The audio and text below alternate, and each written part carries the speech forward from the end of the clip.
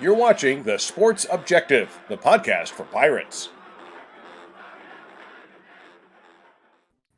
All right, welcome into the 2023 Bowl preview. We're going to have two parts. Tonight is part one. These are games that are going on this weekend through right after Christmas Day, the 16th through the 26th. We got a great panel tonight. As always, we'd like to start off with my good friend from LaGrange. That would be Kyle Baba. How are you? What's going on, Dave? Yeah, we sit here as it is the beginning of bowl week. If we end the week, we will start the bowl season. So it's going to be fun to pick these games. There's a lot of bowls between this coming weekend and the 26th. I believe there's 20 of them. So we're going to have roughly half the bowl games picked tonight, and we'll see who wins the competition. And feel free, if you're watching and viewing, to participate in the Bowl Pick'em Challenge. See if you can beat us. That sounds good. Bubba Rosenbaum from China Grove. How are you?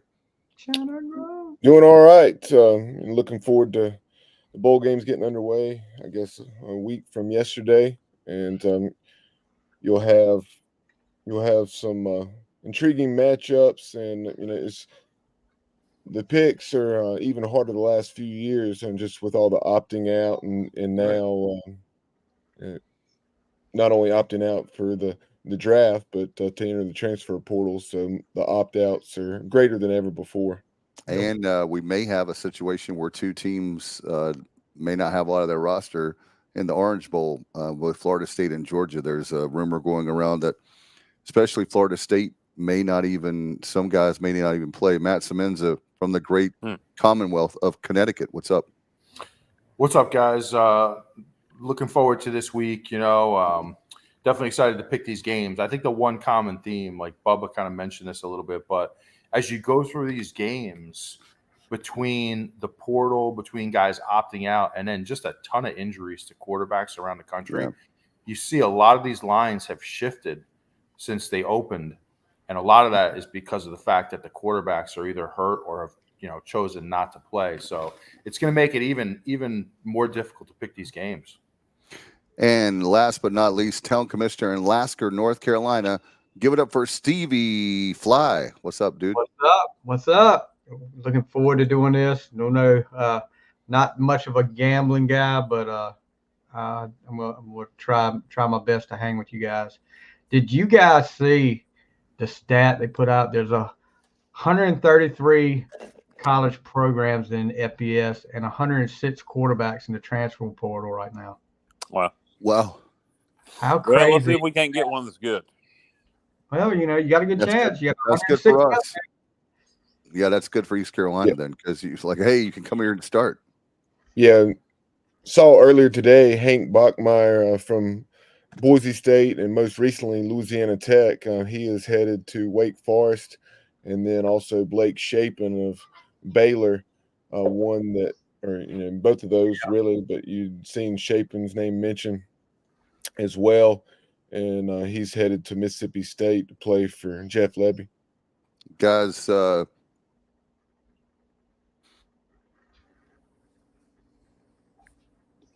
Dave? Yeah, unbelievable. Can you hear me? Yeah, we can now. Yeah. Okay. $1.5 million. All right. Can you all hear me now? Yeah. Yes, you're good. Go ahead. Okay. $1.5 million, $2 million. We know we can't afford that, but is there a quarterback in our salary? Like my understanding, I think our good friend Steven Igo said somewhere in the $200,000 range is what we could afford at quarterback. Oh, yeah. I would think you could definitely find something for that price range. I mean, whether it be a proven FCS commodity or or maybe a backup that has got significant playing time. There's definitely something out there, and I would think we'll get a JUCO also. You can't just sign one from the portal. We need a couple. You got Cole Hodge coming in. Yeah, but his high school quarterback, you're gonna need two with experience. Right. But yeah, you'll definitely find somebody. And you have Jeter, so you'll have four. Well, and we also don't know what we haven't got an official word yet from Flynn, but you definitely at least want one from the portal and one from JUCO, if not two from the portal, if you can get them. The whole thing is just so surreal to think about the possibility of paying the quarterback six figures. That's just Well, I mean, It's the way it is, man. look at obviously, but it's just still just tough to wrap your mind around. And I mean, we knew it was going to come to this point, but you look at what came out earlier in the week about Marvin Harrison Jr.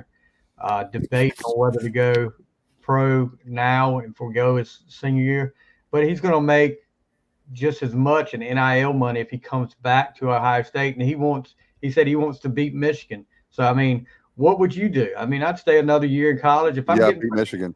much. I'd stay another year. Yeah, if financially, if it's not going to hurt you, what's the difference? Exactly. And by the way, another year for these bowl games, there needs to be something in place for these NIL deals where you got to finish the season and that includes your I bowl agree game. totally. 100%, Kyle. I agree. 100%. Yeah, but that would take actual leadership from the NCAA, and it just seems like they, it seems like they have just checked out. Like, I've never seen an organization just literally just check out. I mean, unless it comes to trying to get a anything. basketball player eligible for East Carolina. Yeah, or if you have to get somebody eligible for North Carolina. Hey, No, that can happen. You just get the governor involved. Or you just get the governor, right? He'll go to bat. But guys, one thing I want to say about this NIL is like you really, and I was kind of debating a few people on an online chat group about this, but you really have to guarantee a starting spot to these guys. Like, it's not even good enough to say, hey, we're going to give you $100,000 to come here. You have to say to them, you're our guy, you're our starter, and you have to, because a guy's not going to transfer to another school. Yeah, he thinks he's going to sit. So you have to, I hate that you have to do that. It actually contradicts everything I know about football to guarantee it, but you have to do it now. I don't know that I'd guarantee, but in the situation of a quarterback, I'd say, hey, look at our situation. You're going to be our primary guy. Look, are you as good as you're supposed to be? If you're as good as you're supposed to be, if you're worth this $200,000, then you're going to win the starting job. I mean, for Christ and heaven's sake, look at what we have. That's how I would address it. Because if you pay that guy $200,000 and then the JUCO kid comes in and lights it up, screw it. Start the JUCO. You can promise the moon, but if the kid sucks, take the moon back. What about Ty Keys? Have you guys heard any more? Nothing. I haven't heard a word. I know he had some other offers. I know he's gotten some other offers. Yeah, he's one of the ones that I'm eyeing for, like to see. Of course, I mean, anything can happen. He can be a bust, but he's one that would be a really good pickup, I think, for East Carolina. Well, he's the only name we've really officially heard. Everything else has been rumors. I would think, we're going to get somebody here soon, I would hope. Wouldn't you guys think? Are you guys, before we get to the bowls, are you guys hearing anything about a quarterback, but with some traction to it, Bubba, Matt? No, I haven't really heard anything with any type of traction, like you said, just speculation. Steve and I put out a list with a couple of those names that I already mentioned that have already picked their destination, like Blake Shapen going from Baylor to Mississippi State, and then Bachmeier going from La Tech to Wake Forest. But some of the others, let's see, that are in the portal. Interesting situation up at Marshall. Cam Fancher completed about 65% of his passes for around 2,200 yards. Also very mobile, and we know that very well. Even though he didn't run for a ton of yards against us, we chased him all over the field, and he kept plays alive with his feet and was able to make plays in the passing game down the field in the passing game as a result. But he didn't. I think he was 11 touchdowns, 11 interceptions, so that was an issue. Supposedly, a lot of hate perhaps from the Marshall fans, and it was a bit of a back and forth going on there between head coach Charles Huff and maybe that family, because I know I saw App State fan shared with me that his mother was saying what Coach Huff was communicating to the media was not necessarily the truth. So interesting to see where he ends up. Yeah, I would imagine he's a kid that may be on our radar. But what about the other former Marshall quarterback that was at Virginia Tech? I think he's got a year left. Yeah, Yeah, I have not heard anything. You're referring to Grant Wells. I'm not Yeah. sure about him. If he's picked a new school, I'll look and see if I can find anything about Grant. yeah. And I wonder if there's a backup SEC quarterback out there that John David Baker has faith in. Well, there's a couple that he's played against and that's in the portal, and two from Vandy. One's name escapes me, but Kenny Seals is one. Oh, Dan Steele's son. And then see if I'll find out that other one. Yeah, that you guys bring up a great point. I was going to ask you guys was JDB, John David Baker. He actually, there's Stephen Igo was saying that the fact that he's talked to people in the administration, the sports, of course, the football program, and he seems to think that they won't tell him anything, but it seems to think that they have something where maybe up their sleeves. So that would be like, in other words, they have a quarterback that they know they can get, or they're close to getting or something. But no speculation there. Just that would be fantastic. Yeah, we'll see in time. I would think probably very short time. I would think we'll know something on a quarterback by the end of December, wouldn't you guys? Yeah, you're looking at right now with you have the transfer portal to open up tomorrow. If you're watching live tonight, it's tomorrow. And Monday will be a week that the transfer portal is open. It goes for a few weeks, and then you have a dead period right now with I guess the high school recruits itself. So it's going to be interesting to see. It's just going to be interesting to see what we can get, and then and not only the quarterback situation, but I'll bring in Matt right now. Matt, how's the apartment going in the transfer portal? You got it all stocked up with rum? It's going well, man. I know everybody's like really focused on quarterbacks, which obviously is huge. I want to talk about O-line. Yeah, I'm you know how I feel about that, Dave. Yeah. I am really focused on the O-line. And like I said, I think we need 5 to 7 guys that can compete right away, and when I say 5 to 7, I'm talking about, portal, JUCO. We got 2 commitments from JUCO so far? We got 1 so far from JUCO.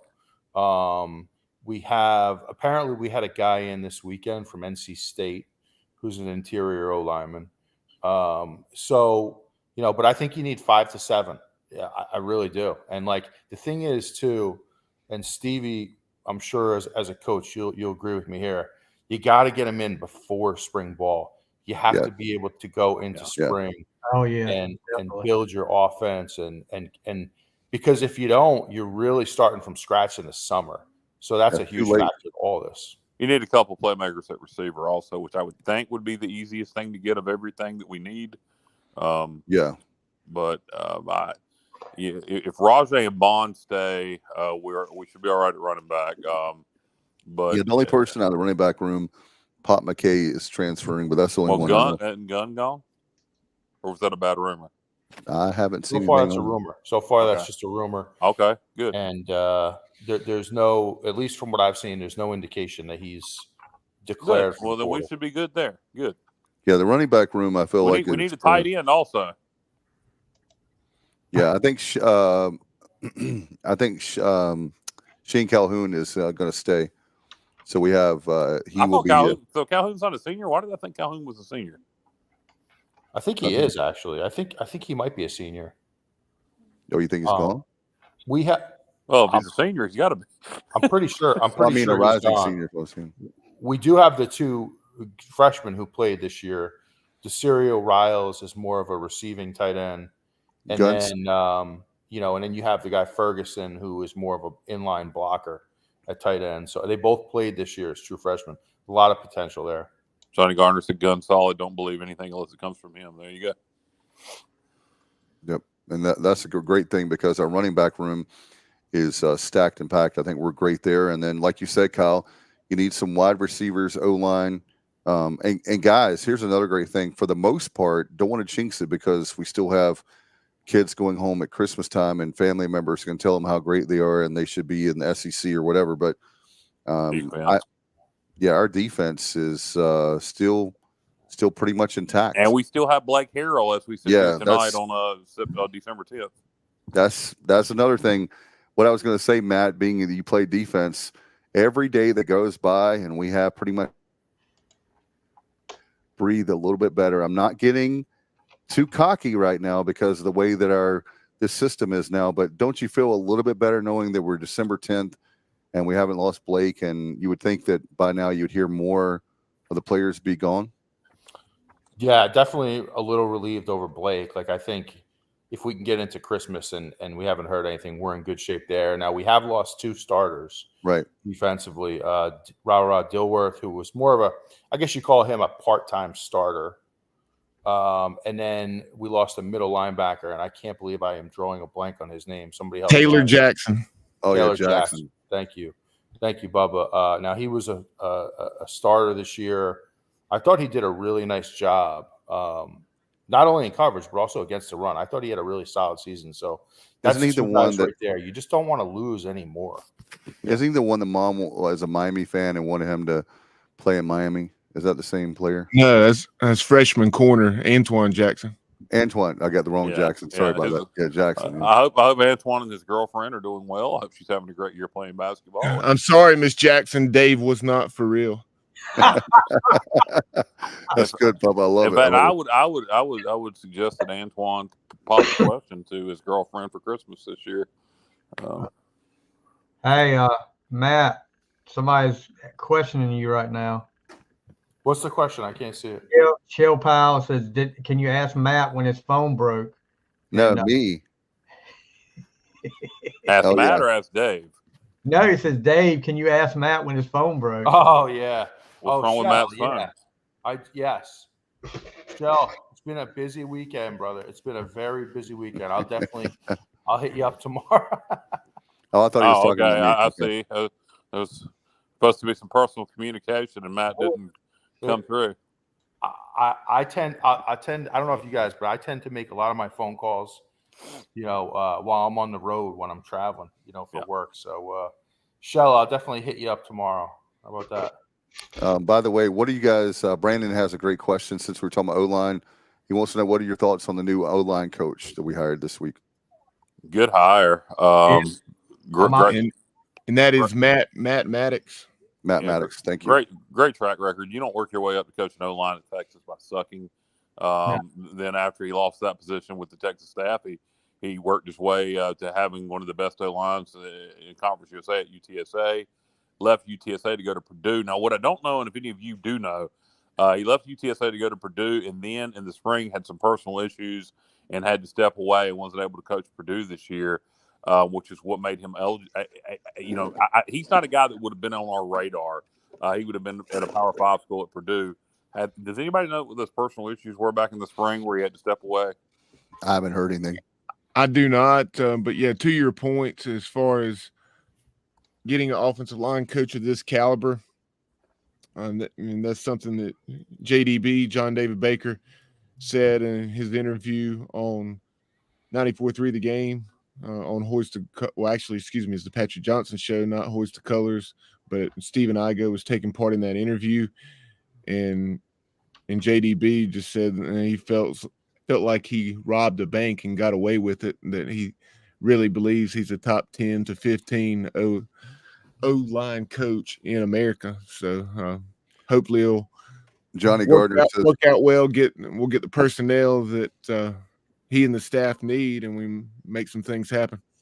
Johnny Gardner says death in the family is what he saw. Okay, well, I hate to hear that. Correct. Must have been a very close relative. I had seen that and obviously forgot about it. Thank you, Johnny, for reminding us of what had transpired there with Matt Maddox. A hell of a track record. So really good. Yeah, it looks like a really good hire. And by the way, guys, and he's also been an offensive coordinator at the FCS level. Yeah, I was going to say with JDB, the more that time goes by, I think it's a huge win for us as far as offensive coordinator. I had to, I wanted Chad Morris, but at the same time, JDB like a lot of people think, it's a home run hire, and Chad Morris is more the safe bet. And with Houston, he needs to have somebody that can really put a lot of video game numbers up this year. And my one concern with JDB, where it wasn't meant with Morris, I think JDB, and I think his first hire is great. That line, I have no doubt this guy's going to end up being a great offensive coordinator. He was co-OC at Mississippi State, did not have play calling duties. Ole Miss. Ole Miss. What else? Mississippi State. Yeah. Ole Miss. Kind of passing game coordinator, really, is what he was. But I just hope he has time. The portal's going to be key for him because even Houston has to have a winning season this coming year. So that's my one concern with JDB is he going to have time? I have no doubt he will be a good offensive coordinator, and I think he'll probably be a head coach someday. Oh yeah, just gathering from what I can just my hunch. He reminds me of actually, and his voice sounds like it too. He reminds me a little bit of Lincoln Riley. He doesn't have quite the flair of Lincoln Riley. Texas roots. Yes, he doesn't quite have the flair Lincoln Riley did, or does, but the voices are similar. There's some Lincoln Riley in him. And here's the thing, guys. Like, it's one thing to call plays in the SEC when you have a ton of talent. It's another thing to come into this situation here. And I'm not being negative at all. I'm just saying this for any offensive coordinator we bring in to come into this situation where you have a total rebuild on offense. And the one thing Lincoln was able to do when Lincoln was here, he was able to be very creative and adapt his offense. And that's what it's going to take from John David Baker. I mean, I think he's going to be in a little bit of a state of shock when he sees, what we're working with. But, if he can get guys in before spring ball, he has a chance. But that's my biggest question. Dave, you mentioned kind of your question marks, and that's my big thing is, can you come into a situation like this without that type of SEC talent and, have the ability to call plays that are going to win games? And it's not, as we've heard from OCs over the years, it's not the type of play or the actual play you run. It's the timing you run it. It's when you run that play. And, I think that's where he might, struggle, if anywhere, early on. But I do agree. I think it's a really good hire. And I'll tell you what I like about his background, in terms of what you're talking about versus SEC. Played at Abilene Christian, coached at North Texas at the so-called FCS level. And another thing he's really big on, which is what Riley was big on, even though we're going to run it a little more than what Riley did. Over though Lincoln runs it more than what people realize. Repetition, which he said he learned from Graham Harrell. And Lincoln was all about that. If you guys remember when Lincoln was here, they would pass. They would do warm-up. They would just pass. So that whole repetition thing, knowing what you're going to run, being able to run it fast, I love that concept. And I do love that he's coached at North Texas and Abilene Christian, places where you have to develop players and talent, unlike Ole Miss, where it's always plug and play. Oh, yeah. And I'll tell you one thing with JDB, for me, I want to say my hat's off to Mike Houston, because I think, guys, that he's going for broke with JDB. What I mean by that is, like, he says, hey, this guy can put up big numbers for us. And instead of taking the safe, like the normal Houston route that he would normally take a safe bet, hey, Matt, you're a gambling guy. He put his chips on black or red, whichever one. And he said, we're going for broke. And hey, those of us that love trick plays and different things, I'm just happy that Houston, the more I thought about it, I said, hey, this guy he really wants to win. And the way you win ball. Did we lose Dave there for a second? Yeah, I don't know. Cut out there for a second, Dave. Yeah, but cut off at Bo. Yeah. I mean, hey, listen, Mike Houston is now linked to John David Baker. So if you really think about it from this perspective, Mike Houston's career at East Carolina it's on the line. It is on the line. He had to feel in order to make this hire, he had to believe truly in his heart that this is 1,000% the right guy that can get it done. Yep. He had to believe that. So they're linked together now. And you really hope it works out. No doubt. And when you look at Matt, we were talking about the defense. If you have Blake Harrell stay with most of this defense back, and then you have get some pieces on the O line like we talked about. Matt, I wanted to ask you earlier. I forgot. Wouldn't you say there's only about 2 or 3 guys right now on the O line that you can really count on for East Carolina? I would say count on and even like count on in a backup role. Like I'm really approaching this thing, guys. Like I'm looking for 5 new starters on the O line. I'm looking for 5.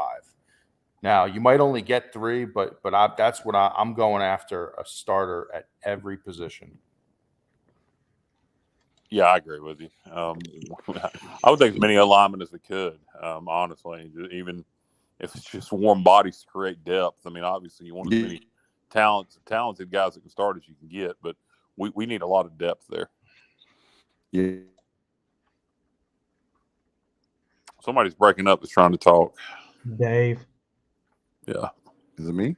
Can you hear me? Somebody There was. Yeah. Yeah, you're cutting out a little, Dave. How about now? Oh, you're good right this second. Yeah. Okay. I was just saying with the O-line is so key, because if you don't have the O-line, even if you have a great quarterback coming in, good or great quarterback coming in, if you don't have protection, then you can forget about it. So we've got to have the O-line. We can't just – what I'm afraid of, guys, I was going to say this earlier, is I'm afraid that we're going to put too much in our quarterback and not enough in the O-line. I hope I'm wrong on that. Well, you got to have a quarterback's most important, but the No, O-line it is. is most important. Yeah. You can't become one-dimensional, too. If you don't have an offensive line, you can't run the ball. I think we proved that this year. If you can't run the ball, you're in trouble. I do think the change in system, we will take wider splits. We're going to we're going to get rid of the ball faster. We're going to run the ball in more creative ways. Yeah. So I do think just in general, the O-linemen we're going to have probably won't have to be as talented to execute what we're going to try to do. At least I think. And guess what? You can't, to your point, Stevie, you can't run the ball. You can't set up play action. No. And, that's a huge factor. I mean, because I know when I watch clips of the Ole Miss offense, a lot of it is based on, establishing the run, tempo, play action. And, you can't have one without the other. So it's just huge, man. It's huge. We've got to find a way to get some guys in here. And I don't think they need to be 6'6" or 6'7", 340 pounds. They won't be. They won't be because the tempo, Matt, we need to go leaner. Yeah. Guys who are nasty demeanors up front, who are physical and who just love football. And Bubba, sorry, I didn't mean to cut you off. Go ahead and chime in, buddy. I was just saying, to your point, as far as the offensive lineman, the potential transfer from NC State, he'd started a couple games, played about 300 to 350 snaps this season, and he's 6'2", 315. There you go. Yeah, there's by the way, there's a comments here. Brandon says, JDB says this is SEC country now. Be nice to see build ECU like an SEC school. Justin says, all I can say is I think next year will be hell to pay. I think we have a pretty good team. He says market.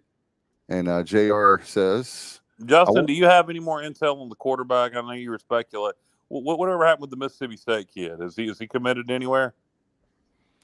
We'll find out. JR says, I wanted to move on from Mike Houston, but if Blake Harrell stays and we have success with our new offensive coaches, I'll be the first to say I was wrong. Yeah, well, this is the whole thing. I wanted to move on from Mike Houston too, but at this point, there's no need to talk about it anymore because we're not. So you got to support what's there. We like the changes that were made so far. The OC hire was good. The O-line coach was good. So far, so good. Let's see what kind of pieces they can bring in. We got to hire a running backs coach, and I'm told one of our receivers coaches, though it hadn't been announced officially, the inside receivers coach, I've been told that he's gone. Though don't quote me on that.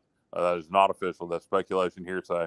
So we'll see who else they hire and what they bring in. But so far, so good. I was a big proponent, along with Matt, that we wanted to move on from Houston. But you know what? He's here next year. We like the changes that are being made. So here's hoping that we win 6, 7, 8, 9 games next year. Like it's a blip on the radar, and we'll just it's a bad season, and we move on. And especially when it'll be interesting to see the other, like you said, Kyle, the other coaches who he hires. But the coaches so far, coach so far is so good, and we'll see how that plays out. But certainly with recruiting going on, it'll be interesting to see where we are now. I know we're going to, by the way, for just joining us, we're going to be talking bowls in just a little bit. But we want to, after bowl season, it'll be interesting to see what coaches are in place, and then we can have more of a fair assessment of JDB as his first job as offensive coordinator.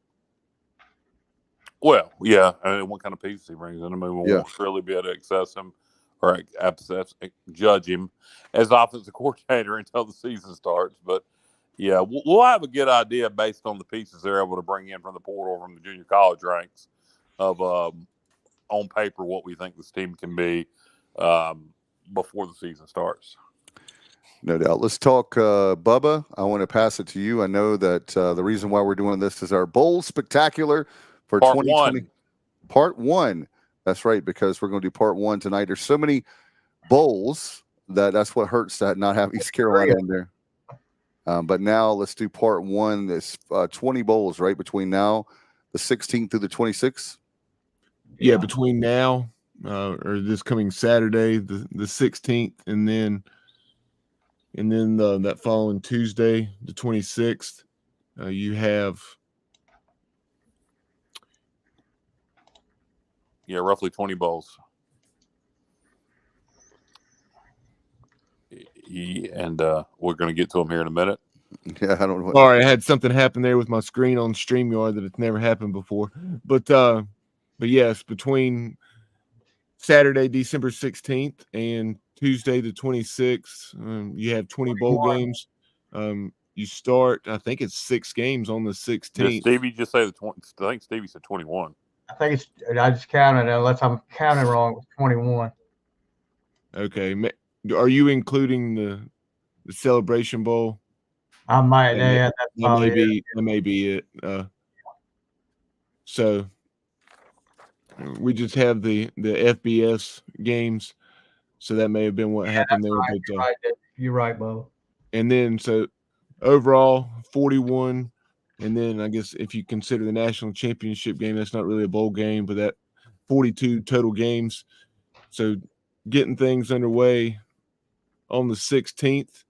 You have an 11 a.m. Eastern kickoff on ESPN. Georgia Southern, up and down year for them. They got off to an excellent start, 6-2 through October, 0-4 in the month of November, and they are going to be taking on the 9-3 Ohio Bobcats. But Ohio will be without their quarterback, Curtis Rourke. After being a 4-year starter there, he has entered the transfer portal. And then some other notes on that game. Ohio's, they've, like I mentioned, 9-3, and they've won 4 out of their last 5, 3 straight. And their lone loss in that 5-game stretch came against MAC champ Miami of Ohio. And they're allowing just over 15 points per game, just 278 total yards. So really good defensively. However, Georgia Southern's probably the best, or at least one of the best offenses they've faced all season. The Eagles, led by quarterback Davis Brin, and the Tulsa transfer, threw for over 3,400 yards, 22 touchdowns. However, he did also throw 16 interceptions, and he is led by wideout Caleb Hood, who had nearly 100 catches for just shy of 1,000 yards. And in Georgia Southern, on the other hand, has not played very good defense. They allowed 38-plus points in 3 out of their last 4 games. So it's going to be interesting to see what gives in this one. Despite Ohio U being so good defensively, I think that I would probably lean toward Georgia Southern just because despite what they've allowed from a point standpoint in these last 4 games of the season, as far as I know, they have Davis Brin. He's playing, and then Ohio being without their quarterback, I think Georgia Southern will find a way to win this one. And the line, by the way, we're going to get the line. Georgia Southern. Yeah, sorry, favorite. Yeah. Are you guys going to that bowl, Myrtle Beach Bowl? No. Y'all were talking about it. So no, we said if Eastern Michigan plays in it. Yeah, Georgia Southern by 3.5, as Kyle said. So I'll take the Eagles to cover. Yeah, I'm going to take Georgia Southern to 3.5 also. If Ohio had their quarterback, this line flipped. I believe Ohio was initially favored. If Ohio had their quarterback, I'd be taking the Bobcats. I do think Ohio's defense is good, but I think that Southern speed from Georgia Southern, as we saw when they played us in the Beef Brady's Bowl, I think they're going to have problems with the speed of Georgia Southern and what they like to do offensively. So Georgia Southern 3.5-point favorite. I too am taking Georgia Southern. I'm taking Georgia Southern as well. Yeah, I'm going with Georgia Southern. It's a shame that it's got to that point. Which it was like that before NIL, but these guys sitting out the bowl games. I mean, if they're going to do, I'm like what you said earlier. I think Matt said it earlier. They need to with this NIL, they need to make it clear that they have to play in the bowl games if they do this NIL stuff. It's ridiculous. Or you could put where the bulk of the payment comes after the bowl. Matt, who are you picking? Yep. So just taking a look at the last, if you look at Georgia Southern's last 4 games, 4 losses in a row, guys, giving up a lot of points defensively. 45 to Texas State, 38 to Marshall, 55 to App. So their defense is struggling right now. But like you guys mentioned, a huge swing in the line, a 5-point swing. This thing opened at Ohio -2.5, and it's now current? It's Georgia Southern -3.5. So that tells you something right there. And the fact that Ohio's starting quarterback isn't playing, I think just too many points for Georgia Southern. So I'm going with the Eagles. Yeah, in addition to Curtis Rourke, he said JR and Johnny Robertson says their top receiver and then their top 2 running backs will also be out. Yeah, Georgia Southern, baby. The whole offense is gone. Yeah. Stevie, what do you do with that one, Coach? Dude, you don't realize I've had to play with 7 guys before, so I could call me up. I'll figure it out for you up there. So to clarify, did we all pick Georgia Southern? I think so. Yep, unanimous. Yep. Okay, because I'm Jessica's gonna keep track of it here, so we can actually tally this up at the end of the bowl season. So Jessica, all 5 of us picked Georgia Southern. Secretary. Got her doing secretarial duty. Thank you, Jessica. Otherwise, Bubba would have to be doing it. So Yeah, no, that works. That works. All right. Yeah, I like that's. Hey, I'm going to go on a limb here and say that's the only one we're all going to agree on tonight. I disagree with that. What's next, Bubba? I don't know about. Next up, the New Orleans Bowl. That's obviously taking place in the Superdome, and that is a 2:15 Eastern kickoff on ESPN. And Jacksonville State is a 3-point favorite. The Gamecocks 8-4, lost in the Conference USA Championship game to New Mexico State, and they are taking on Louisiana, which comes into this matchup 6-6. This is an intriguing one because, as we know, as we saw 11 years ago, a lot of Raging Cajuns in the Superdome when they've played in this game. Yeah, but I really like Rich Rod. I'm going Jacksonville State on this one. I think they're going to win it. I don't know about you guys, but I'm like Kyle. I love Rich Rod, and so I'm going Rich Rod. Yeah, I do think Louisiana having home field advantage in the Superdome is something that should be looked at. Although, with that said, it's a 3-point line. I think Jacksonville State's incredibly well coached. I've watched them both play. Jacksonville State's a much better football team than Louisiana, in my opinion. So unless home field advantage comes into play, I like Jacksonville State -3 also. So I got Jacksonville State. Dave's got Jacksonville State. Yeah, I'm going Jacksonville State too. I think they're putting up numbers. I mean, even against that loss against South Carolina, they put up 28. But I think Jacksonville State is the better team here. Yeah, you took the words right out of my mouth, Stevie. I mean, they are able to score points. You look very competitive against an SEC opponent. Just hung 56 on La Tech. Tough matchup against New Mexico State, but they were in that game with a chance to win.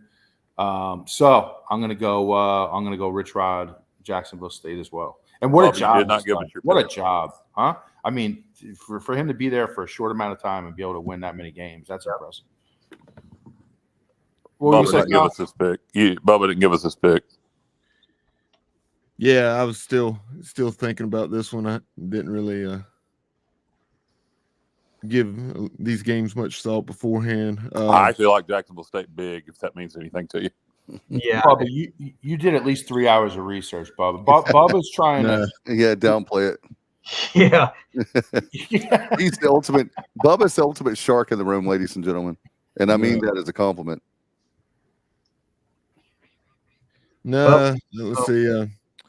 I'm gonna go Louisiana. Woo! Wow. Louisiana, even though they're 6-6, that how good Troy was or is 11-2, and Troy had to score late in the fourth quarter to beat Louisiana, and that game, I believe, was at Troy. So. And, yeah, I just watched Louisiana. They also picked up a 2-touchdown win at South Alabama. So that's off the Southern Miss. Yeah, and they've obviously been a little bit Jekyll and Hyde, to say the least. But with that atmosphere there, I'll take the Raging Cajuns in a close one. All right. And I obviously don't even need them to win, but I'll say they'll win outright. I want to make and also for those listening, viewing right now live for our 2023 bowl preview. This is part 1. Make sure you put your comments, questions up there. But if you're picking, you can pick with us as well on these games. So we want to keep it interactive with you tonight. Yeah, we'll have a pick'em contest, and we'll have more information about that. Matt, do not hold it. Yeah, and do not hold it. If we participate in the pick, are we going to participate in it, or is that just going to be for our listeners? The winner, whoever wins the pick'em contest, gets both a free season ticket. So. Oh, okay, all right. Next up on December 16th as well, the Cure Bowl. You have to sit with Kyle the whole time. Down in Orlando, Florida, at FBC Mortgage Stadium.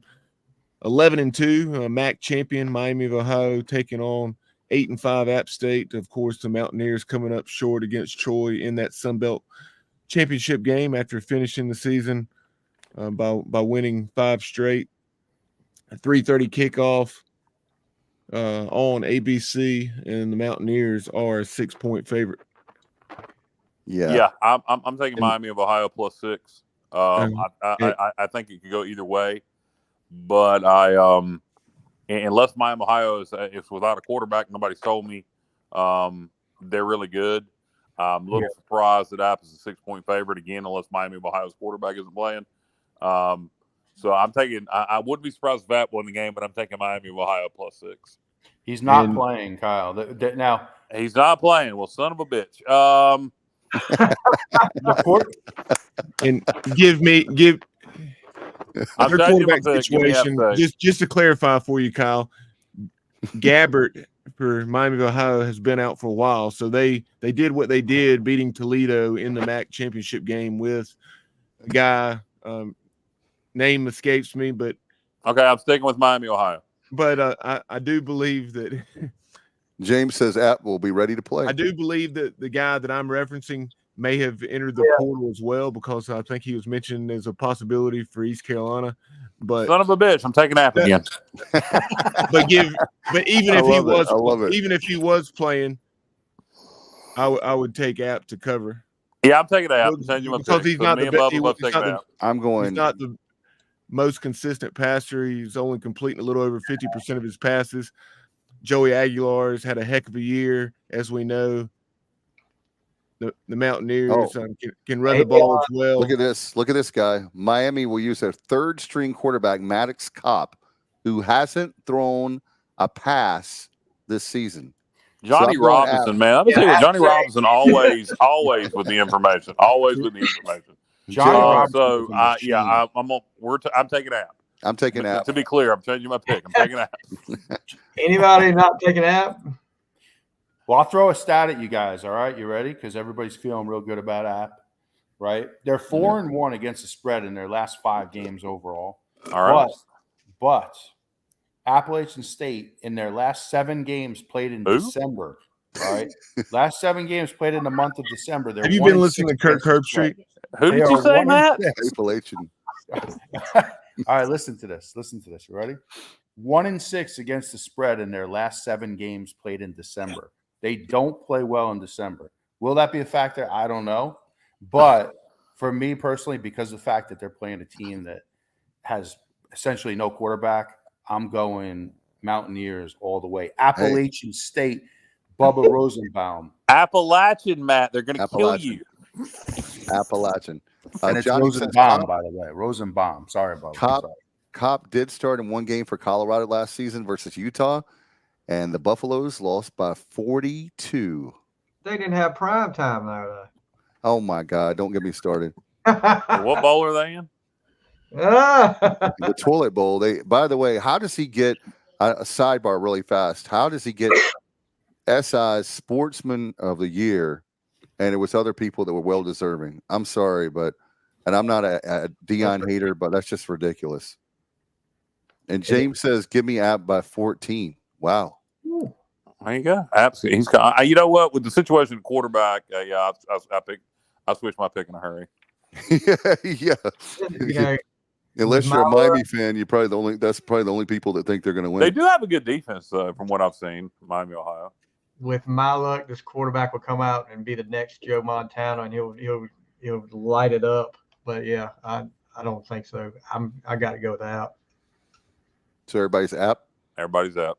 How do you? They're hot. How do you go away from 11-2 team and not play in the bowl game after you put all that work in for all year? You're 11-2. Stevie. You're gonna sit out. I know, Right. but I know the answer, but still. Why? I mean, back in the day. Oh my God! Yeah. Well, I guess the backup probably figures the starter's coming back, and the backup did some good things, so he hit the portal because he knows he's going to be able to start somewhere now. So I would imagine that's the situation.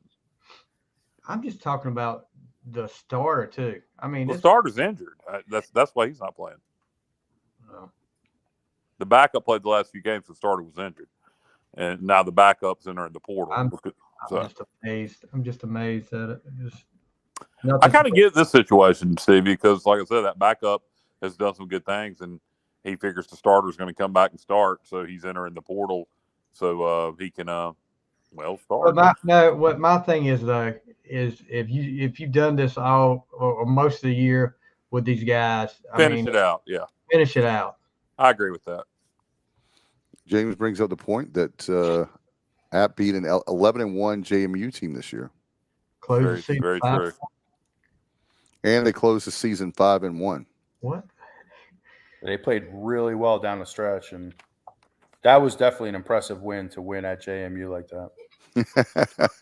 Johnny Gardner says, "I keep waiting for Kyle to break out in a Nathaniel Ratcliffe and the Night Sweat song." You want me to do what? Who the heck is that? I know this is. I mean, Harry put Potter, that back right? up there. What do you want me to do? Who is Nathaniel Ratcliffe? I keep waiting for Kyle to break out the Nathaniel Ratcliffe and the Night Sweats. You're gonna have to explain that to me, Gardner. I don't want to hear this too. I don't get that. I don't get the reference. Why the hell would I break out in that song? Bubba probably knows. No, I don't get the reference either. Explain yourself. As we move into, I figured Johnny sent you a message going, "Hey Bubba, Kyle's like Ratcliffe in the Night Sweat song, and He'd already explained it to you. That's my Johnny Gardner first name. All right, go ahead, Rosenbaum. As we move into the next game, New Mexico Bowl, very quickly, I wanted to correct something. I knew I had misspoke as far as obviously the Conference USA Championship game was between New Mexico State and Liberty, but just earlier as far as Jacksonville State, New Mexico State had beaten Jacksonville State to qualify for that Conference USA Championship game. But what a season for the Aggies, 10-4. Unbelievable job by just a tremendous coach and an excellent staff he put together there, Jerry Kill. And first of all, just great to see him back over the last several years being in good health, and then to win 10 games at a program like New Mexico State is unbelievable. They're taking on 8-4 Fresno State. The Bulldogs got off to an excellent start this year. We're probably 5 or 6-0, I want to say, and then struggled the second half of the season. So 5:45 Eastern kickoff on ESPN. Aggies by 3.5. I will take New Mexico State. Is there any situations with the quarterback at Fresno State? The first question would be, which one of their quarterbacks is not playing? That's what I mean.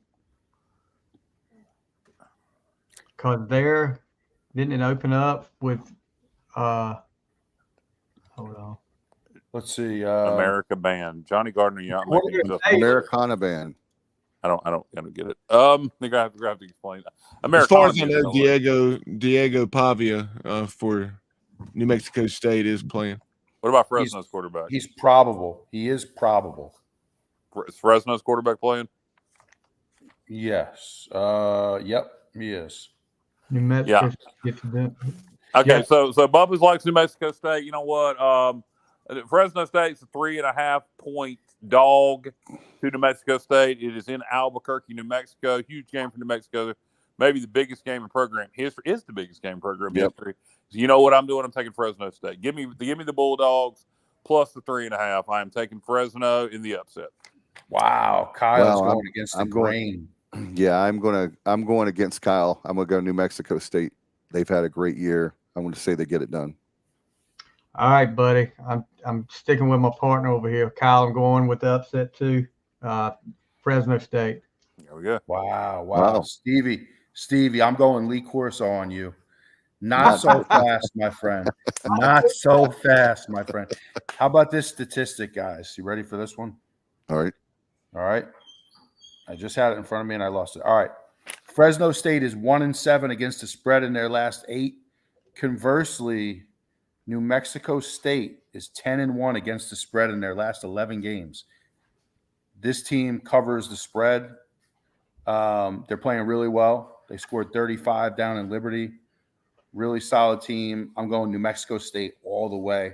On a confidence meter, guys, I'm going to 10. There you go. Well, You're locked. 10. that's a lock. Yeah, Tedford is out. So he says he thinks Fresno will struggle. James does. Oh, Kyle. They're all gang. Did I just create some doubt, Stevie? No, I said they're all That's what makes it fun. Yeah, Everybody picking, the games. We'll figure it out how it works out. I'm curious now. The Nathaniel Ratcliffe and the Night Sweats is the backup band, by the way, Kyle. So I don't know any of their songs, but it's like Joan Jett and the Blackhearts. It's Nathaniel Ratliff and the Ratliff and the Night Sweats. I want to know how they got that name. Yeah, exactly. I guess they had Night Sweats. I don't know. Let's see. Anybody else on this? I know everybody has Bubba picked. Yeah, he picked New Mexico. I did. You were the first. That's right. I'm sorry, Bubba. All right, you ready? The next one then. Yeah, so I'm going to clarify this before we move on. I'm going to make sure my wife has this correct. So Dave, Matt, Bubba, Fresno or New Mexico State minus 3.5. Stevie and I, Fresno State. That's cool. That's the first one that we've had like this much division, right? Yep. And I'm not overly confident on it. Well, hey, you do have to pick some upsets, so I'll give you credit, Kyle. Appreciate it.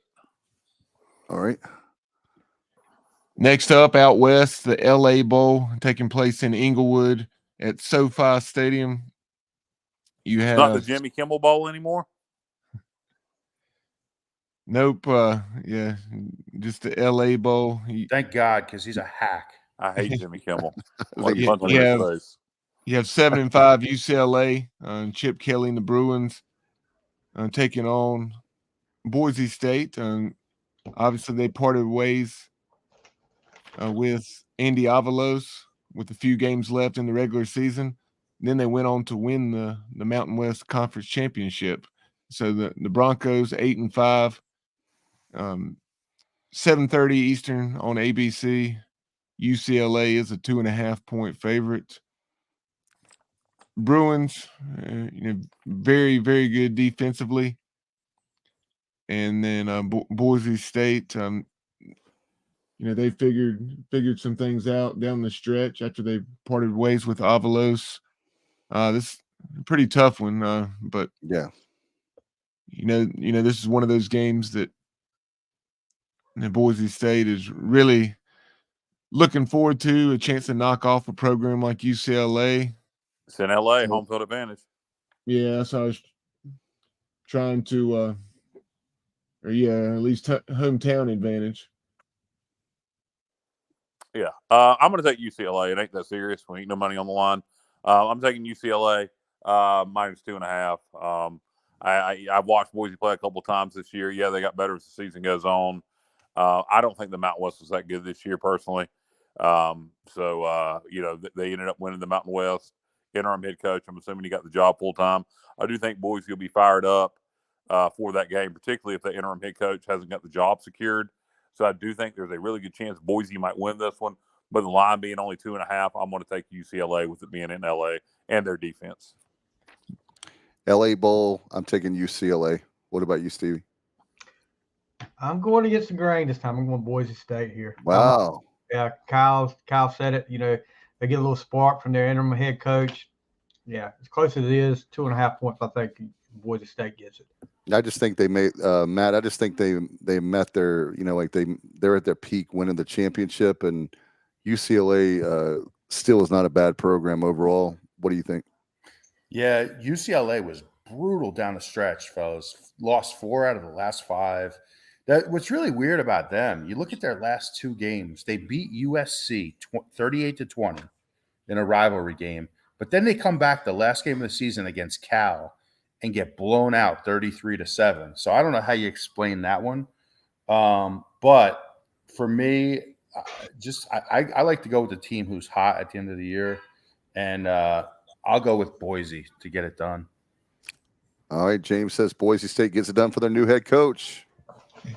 And then if you need any reminders, to Matt's point, as far as the way UCLA played in the month of November, outside of that 38 points they scored at the Coliseum against USC, they had those 7 against Cal, 7 against Arizona State in a 17-7 loss, and then 10 in a 27-10 loss at Arizona. So, yes, they play excellent defense, but outside of that game against the atrocious Trojans defense, they only scored 24 points in 3 games. That sounds familiar.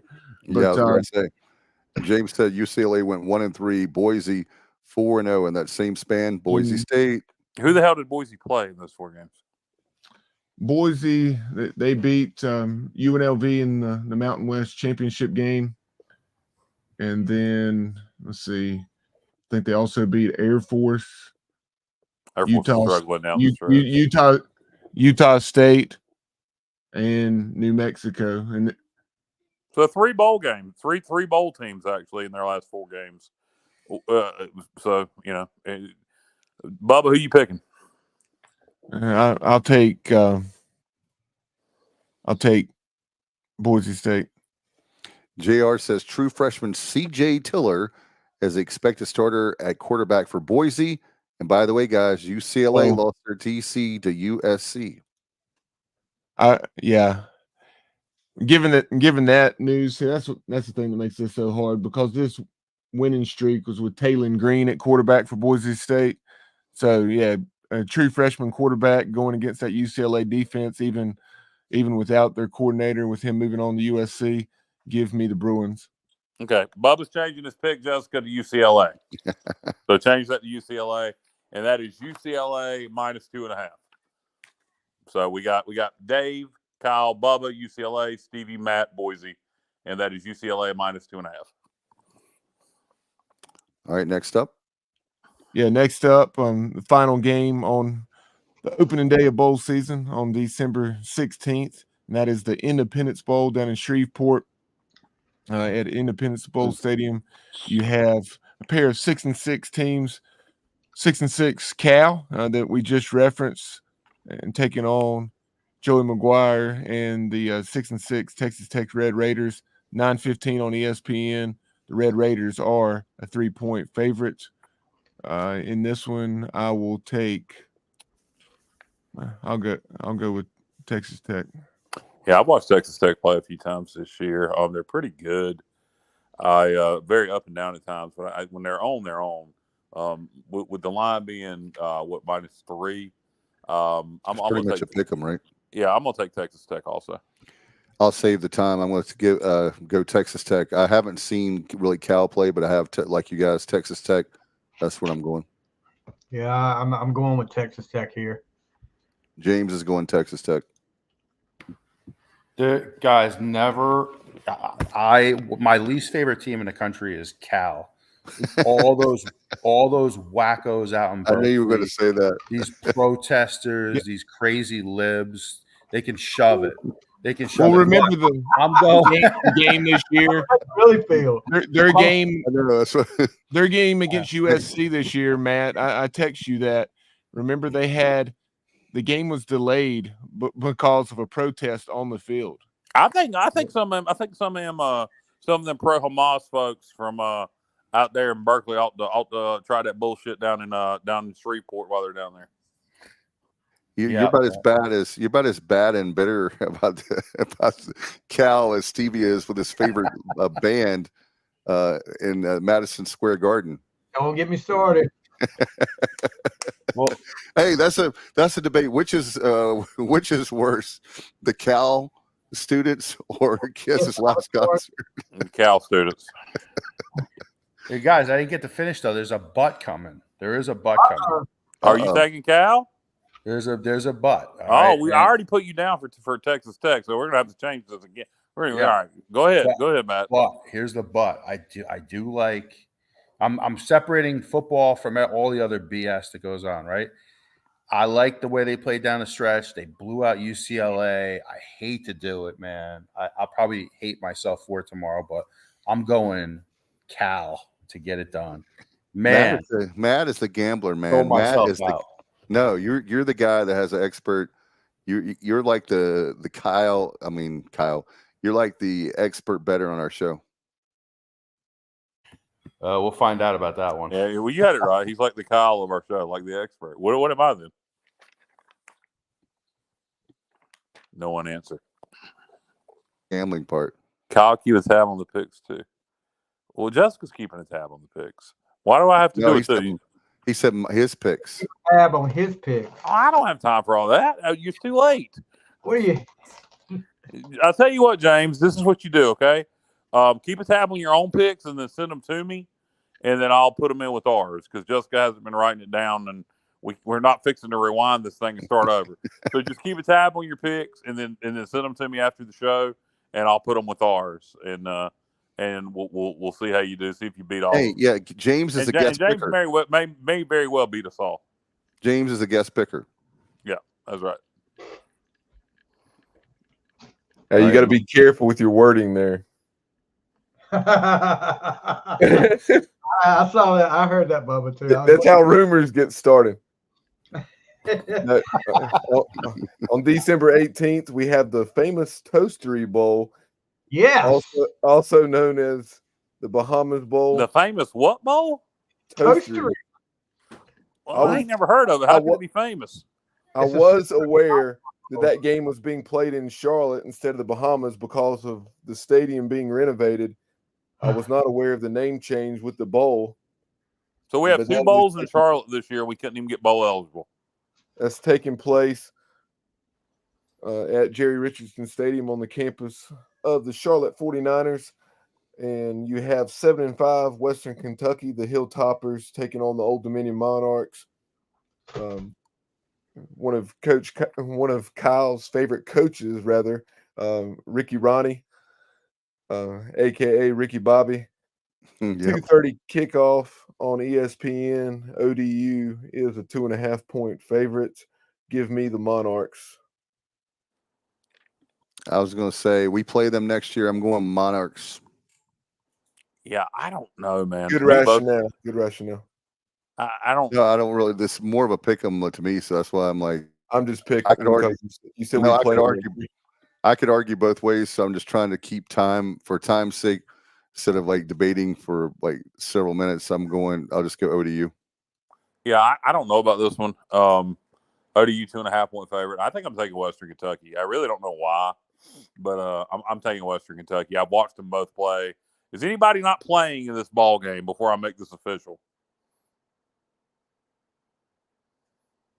Well, All right, nobody. Kyle, I can tell you this, and this is just this game initially opened a week ago at Western Kentucky -5.5. All right. Okay. In the last 5 days, this thing has moved to ODU -2.5. That's a 7-point swing. Wow. Something's going Yeah, on there that we don't 8 know points, man. about. Somebody's not playing. All right, I'm Somebody's taking not ODU. coaching. I'm taking ODU. I'm changing my pick. I'm taking ODU. Taking I ODU. love it. I love it. Kyle, Taking that's the man. ODU. All right. So far, everybody's taking ODU. Matt, are you taking ODU also? I without knowing the situation, like to me, that's something strange is going on with this game for the line to move that much. So I'm going to go ODU. Stevie, are you taking your Virginia boys? Stevie is sitting this one out, apparently. James is going Western Kentucky. Yeah. I'm Steve- ready. I thought I was. I muted myself by accident. Who you taking, Stevie? ODU, definitely. Yeah, I thought right. I thought Stevie just wasn't responding intentionally. He's had enough of the Virginia jokes. Well, he's from Virginia. Boy, the people in northeastern North Carolina love that, I'm sure. I'm from Mayberry, Kyle. You know that. Moving on to Well, Mayberry is actually in Virginia. If I don't Mount Airy. people Mount Airy, Mount Airy is is in North Carolina. Type in Mayberry, Virginia, and see what comes up. It is a real town in Virginia. It's not the one I'm talking about, though. Well, that's where you're from. Mount Airy, North Carolina. that following day on December 19th, the Frisco Bowl being played out, of course, in Frisco, Texas. You have that game taking place at Toyota Stadium, also where the FCS National Championship game is played. But you have the 8-4 UTSA Roadrunners taking on 6-6 Marshall. As we mentioned earlier, Cam Fancher, the Marshall quarterback, has entered the transfer portal. Really kind of a strange year for the Herd. That's a 9 Eastern kickoff on ESPN. The Roadrunners are 9.5-point favorites. Give me UTSA to cover that 9.5. Give Hey, me Stevie. UTSA with 100% confidence. Hey, Stevie, I'm a Looney Yeah. Tunes fan. Go Roadrunners all the way, baby. Yeah, I think I'm going with UTSA on this one. Yeah, UTSA really disappointed me, guys, in that season finale at Tulane, losing that game 16-29. I thought they were going to play much better in that game, but with that said, Marshall's kind of a mess right now. There was some really bizarre situation this week with the Marshall head coach and the quarterback Fancher. The coach, don't quote me, it's just not verbatim, but the quarterback or the head coach says something along the lines of, the fans hate him, referring Basically, to the quarterback. basically, yes. Yeah, which that's a strong statement, man, for a coach to make. So I think there's a lot of disarray in Marshall right now. I like UTSA to roll. Hey, famous name, as Johnny Robertson points out, at quarterback for Marshall, and that is true freshman Cole Pennington, the son of Herd legend Chad Pennington, and obviously excellent NFL stint with the New York Jets. Wow, that makes me feel old. Yeah, same. I mean, good Lord. That's amazing. All right. Has everybody picked the Roadrunners? Yeah, everybody's picking the meats. Okay. Let's keep couple moving on. Couple days later, on the 21st, we have the Boca Raton Bowl, Florida Atlantic Stadium, FAU Stadium. So you have the 6-6 South Florida Bulls. Not many folks thought Alex Golish would have the Bulls bowling in year one, but heck of a job, up and down season. But had some highs and some kind of puzzling results, but found a way to win 6 games. Hats off to them, and they are taking on the Dino Baberless Syracuse Orange, and Syracuse still is a 3.5-point favorite in this one. That one surprised me a bit. Yep. Give me the Bulls plus 3.5. This is an 8 p.m. kickoff on ESPN on December 21st. Yeah, I'm going Bulls. Yeah, I've watched South Florida play this year, and I've watched Syracuse. Syracuse has a good defense. I'm taking Syracuse. It pisses me off to see Syracuse in the Boca Bowl and see crappy ass 6-6 South Florida there, and to think we could have just got bowl eligible. We could have been playing the Orange for the first time in forever in a bowl game. Oh yeah, but I'm taking Syracuse. I don't think South Florida's very good. Not that Syracuse is either, but give me Syracuse. Yeah, you all can pick South Florida if you want to. To me, Syracuse's defense is pretty good, so I'm taking the Orange. James likes USF. Yeah, I'm going Syracuse with this one. I know Matt's going to pick Syracuse. How about the name of this thing? Roofclaim.com. Well, we played in it with the Beef Up Brady's Bowl. So. That's correct. I love the name of some of these bowl games. Matt, who you got, man? Yeah, I struggled with this one big time, but because of the fact that Syracuse just fired their head coach, Babers, it looks to me like the quarterback, Schrader, is questionable. It's still undisclosed if he's going to play or not. But I feel like South Florida has more to play for. I think they'll be a little more prepared for this game, so I'll go Bulls. Wow, you're going against the Northeast. Wait a minute. I know, right? I know. I got to do it, man. I was dead wrong. I thought you were going to pick the Orange all the way. But I get it, though. I like Dino Babers, so I think you're Matt. I think there's something to that even though they're favored by 3.5, you would think that they would be favored by more, but I guess it's because they may not have their quarterback. So, well, Dino Babers has been fired. No, that's what I'm saying. Is they don't have a coach, and it's kind of like things are in disarray. Yeah, I know. I just like their defense. And I haven't been impressed with South Florida this year. I haven't been impressed with Syracuse either. Next up, December 22nd, the Gasparilla Bowl in Tampa at Raymond James Stadium. And I think maybe this is the former Beef O'Brady's Bowl. That's right, because they've changed the name again. Yeah. They've changed the name like 10 times. There was an article about that.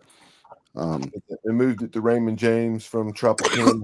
Oh, that's right. You have the 6-6 UCF Knights against 6-6 Georgia Tech, 6:30 Eastern on ESPN. The Knights are a 4.5-point favorite, and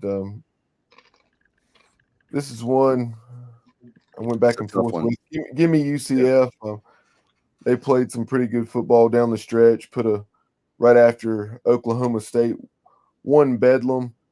I thought UCF would probably win that game with it being in Orlando, and Oklahoma State's was due for an emotional letdown, even though they were, and then they still obviously played in the Big 12 championship game against Texas.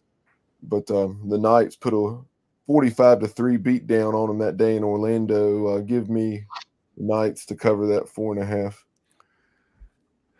Yeah, I've been debating. I'm going to go Knights.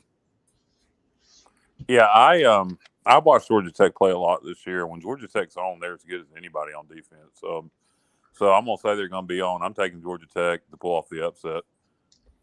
I want to take Kyle, but there's something about it. I agree with you 1,000%, but for some reason I'm just feeling a little not 100% confident on picking Georgia Tech, or I would be with you. I don't know. I'm on the fence about it, so I'm gonna go UCF. Yeah, I'm looking at the schedule, and I mean, just looking, putting a scare in Oklahoma, the beat down on Oklahoma State, and then almost getting Texas Tech. I'm going with UCF. Yeah. Yeah, it's another tough one for me. I really like the way Georgia Tech finished out the season. I think that's a team with sky high confidence right now. They obviously beat UNC. They blew out Virginia. They beat Duke, right? I don't see Duke here. They beat Miami. I don't see the Duke, but Okay. They beat Syracuse. Now, the last game of the season, rivalry game, they lost to Georgia. No shame in that. But they played really well, surprisingly well in that game. Lost 30-23. Yeah. So I just think they're going in the right direction. I think put it this way. I don't know if they're going to win, but I do think they'll cover the spread. So I'm going Yellow Jackets. James, I'm right with you. I want to so bad, man. So that's Kyle, James, and Matt with the Yellow Jackets, right? Yep. All right. So it's an even split.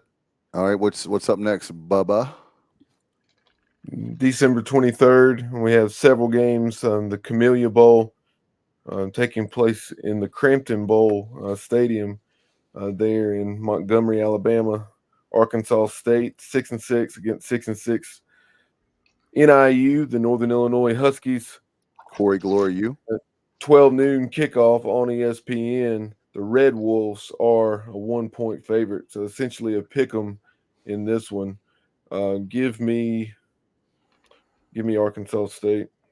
I was going to say I've got to go Arkansas State with the Red Wolves. Arkansas State's offense was playing well at the end of the year. Assuming their quarterback, the North Carolina kid, is playing in that game.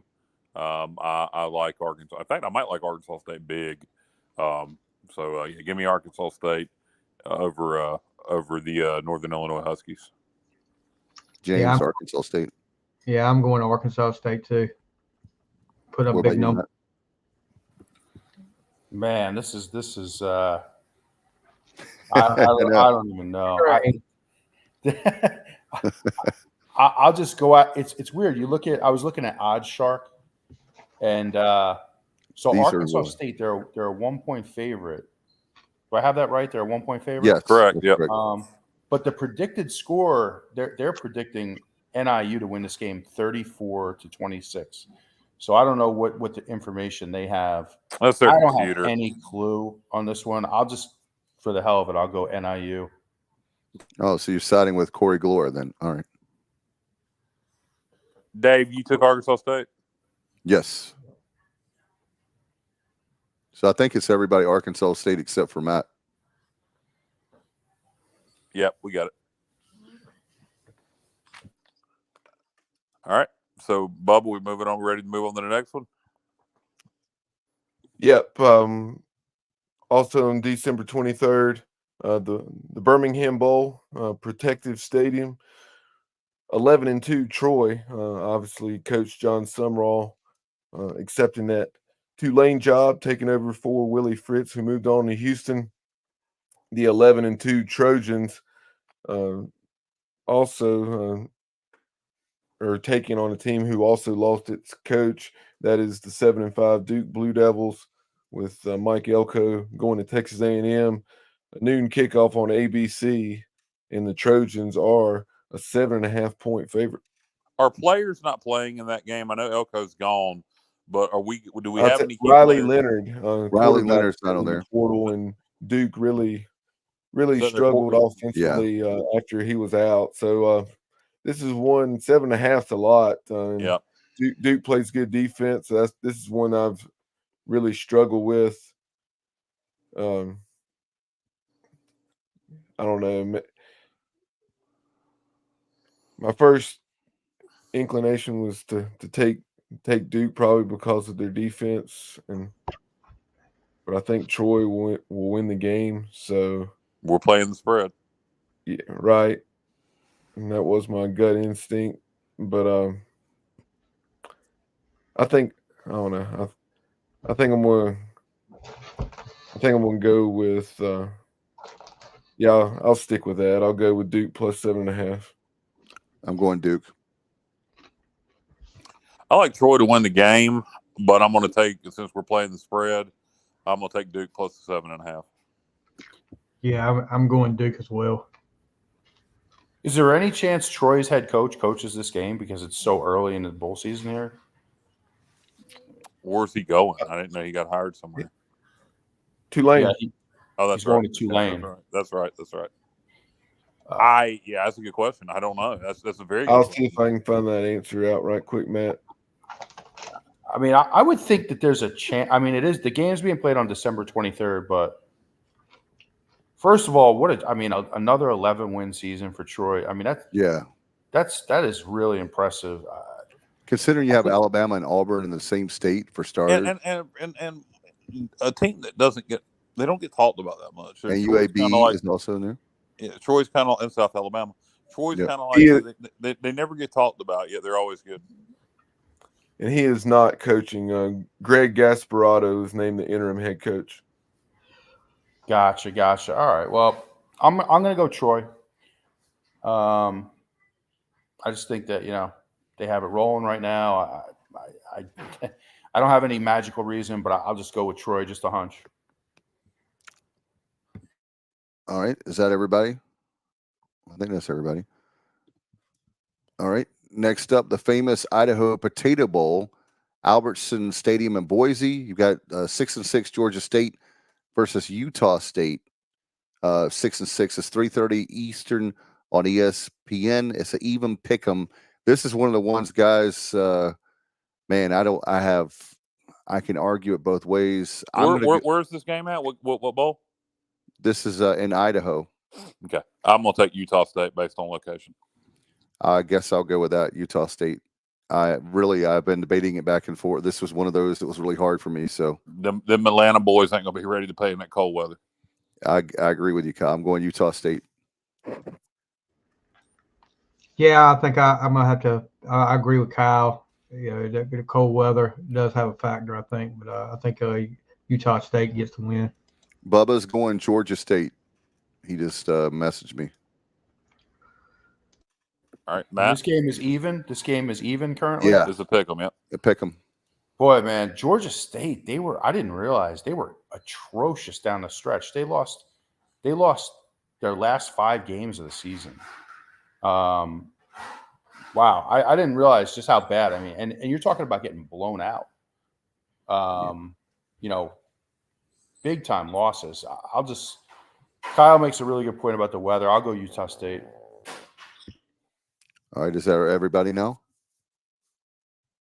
I think that's everybody. Bubba picked Georgia State. I think everybody else picked Utah, right? I believe that's off the top of my head. Believe so. Yep. All right, let's move on.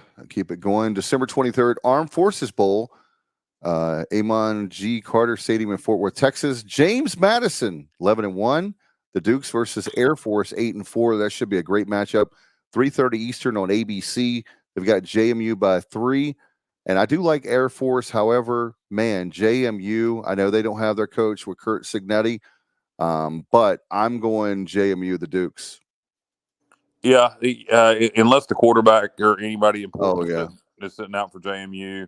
Obviously, missing Signetti's important. But Air Force struggled down the stretch, so I'm going to take JMU in the 3. What about Stevie? Matt? JMU, I got to go with JMU on that. They're playing really good ball right now. And even though their coach is gone, I think JMU gets the win. Bubba's saying JMU as well, guys. What about you, Matt? Yeah, I think I think of all the games so far, that I'm most confident on this one. You look at Air Force. Their record's a little deceiving because they started off really strong, but another team that was just really terrible down the stretch, losing their last 4. So I'm going JMU. I feel bet the mortgage on this one. Wow. All right. So is it everybody? So everybody JMU, right? Everybody was JMU fighting. All right. December 23rd, 68 Ventures Bowl, Hancock Whitney Stadium in Mobile, Alabama. It's the 6-6 South Alabama team versus Eastern Michigan. Also 6-6, 7 p.m. on ESPN. That is a home game for South Alabama. South by the way. Alabama by 16. Bubba says South Alabama. I'm going South Alabama. As a home game for South Alabama. Boy, Yep. 16's a lot. Eastern Michigan, maybe, and hats off to coach there for getting them bowl eligible because they're not good.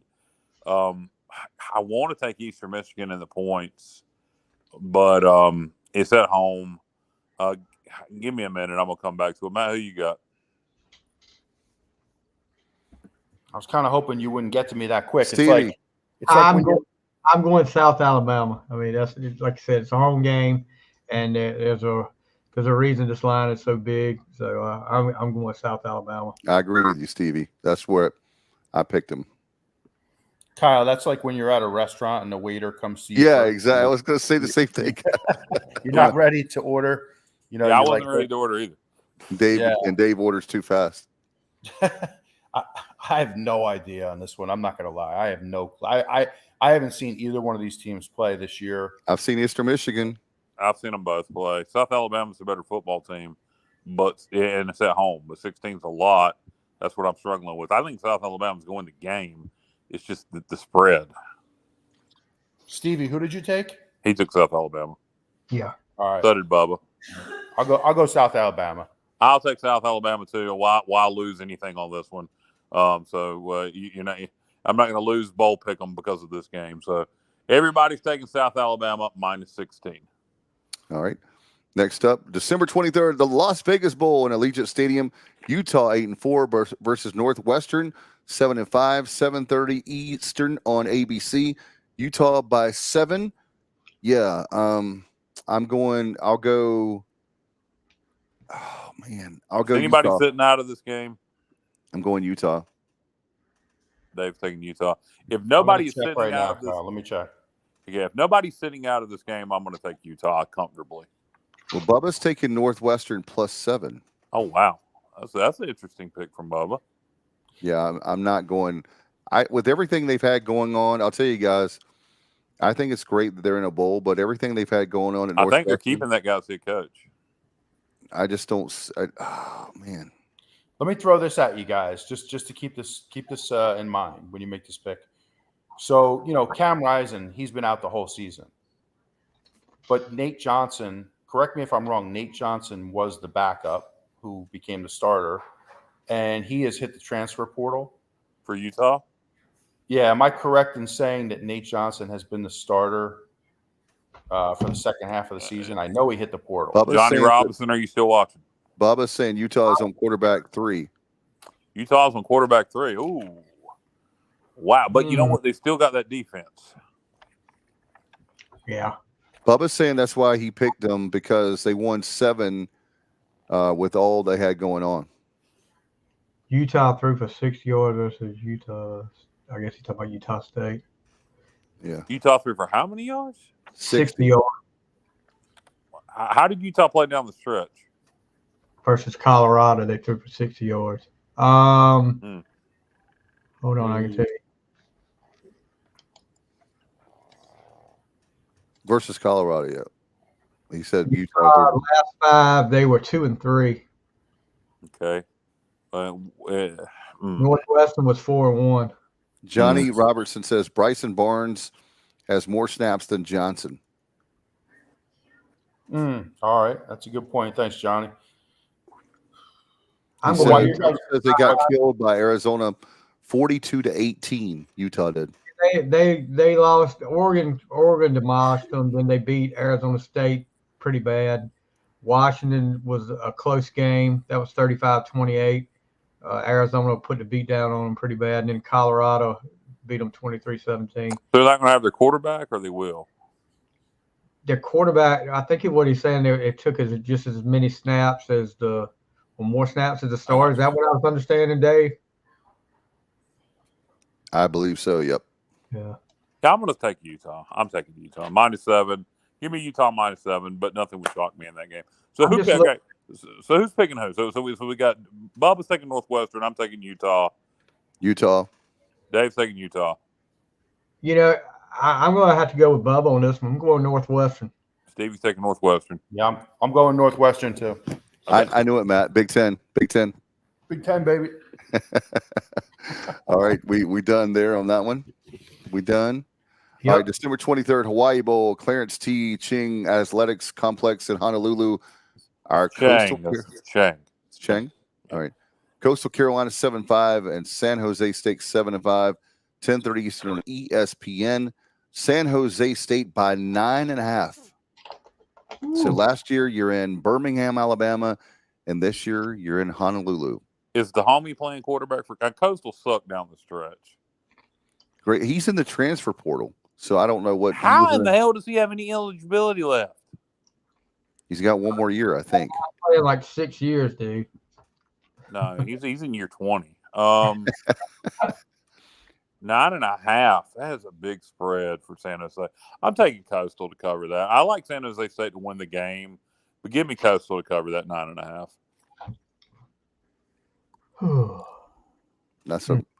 This is another one that's been tough for me. Yeah.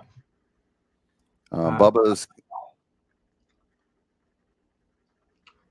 Oh, he said it's that I was right. It is Ching. I'm like Kyle. I don't know if they'll win the game or not, but I like Coastal to cover. I'll go Coastal. I'm going Coastal. Yeah, I just don't feel confident. I want to pick San Jose State, but for some reason, it's one of those things I've learned. If I'm not feeling confident about a pick, I'm just going to do the opposite. I don't know if that'll work, but we'll see. Matt, who you got? Oh, man. Remember, we're taking the spread here. It's a tough one because it's a big, 9.5. Yeah, that's what I'm saying. Yeah. But McCall, without McCall playing, you wonder who's going to be throwing the ball for Coach. I mean, we saw last year in the bowl game when McCall doesn't play, they're an entirely different team. So really what I'm doing here is I'm stalling for time. But I appreciate your honesty and the transparency. I think I'll go Coastal just because the numbers so that 9.5. I don't know. That's a lot. Yeah, that's who did Bubba pick? For what it's worth, Ethan Vasco, the backup for Coastal, he played against James Madison when the Dukes blew him out in Conway 56-14. He did have good numbers, though, 21 out of 29, 254 yards, 1 touchdown, and no interceptions. But let's see, that day, the Chanticleers lost 3 fumbles, and then, needless to say, could not slow down the Dukes, who had nearly 500 yards of total offense. So I don't think it'll be by much, but give me San Jose State, and plus San Jose State, that's a trip. You don't think it'll be by much? The spread's 9.5. Well, I mean, they're not going to cover that by much. I'm saying I don't think San Jose State's going to beat Coastal by 30 points or something.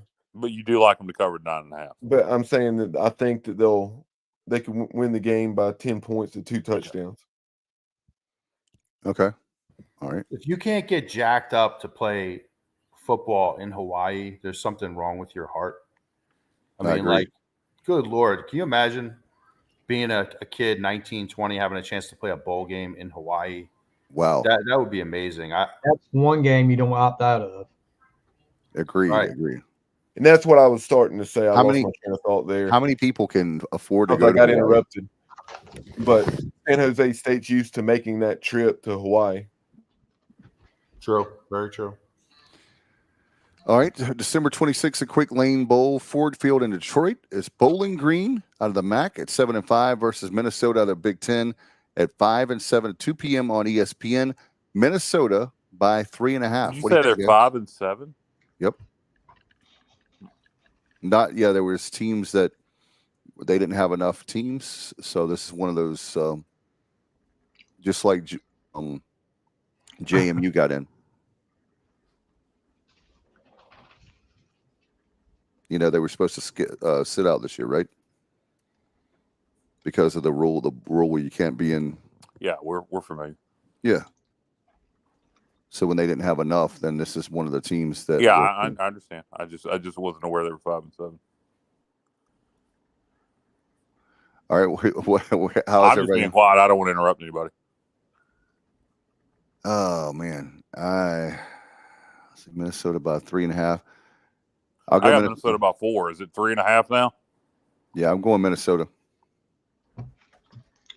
Mm. Oh, Bubba's going Bowling Green.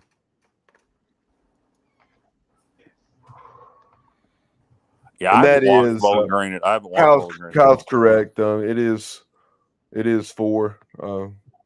I forgot to go back and switch that when that the 3.5 was from my app, but through Odd Shark, which is what we're using, it is Minnesota by 4. But yeah, give me the Falcons plus 4. Bowling Green was able to get a big road win. I think they won by 3 touchdowns at Georgia Tech.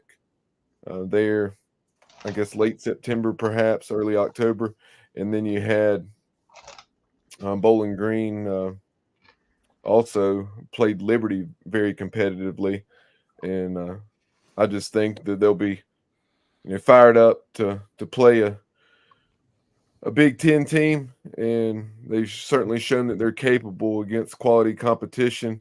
So give me the Falcons to, as we know, the motivational factor in these games is a huge factor. So give me Bowling Green. Is Minnesota's quarterback playing anybody sitting out for Minnesota?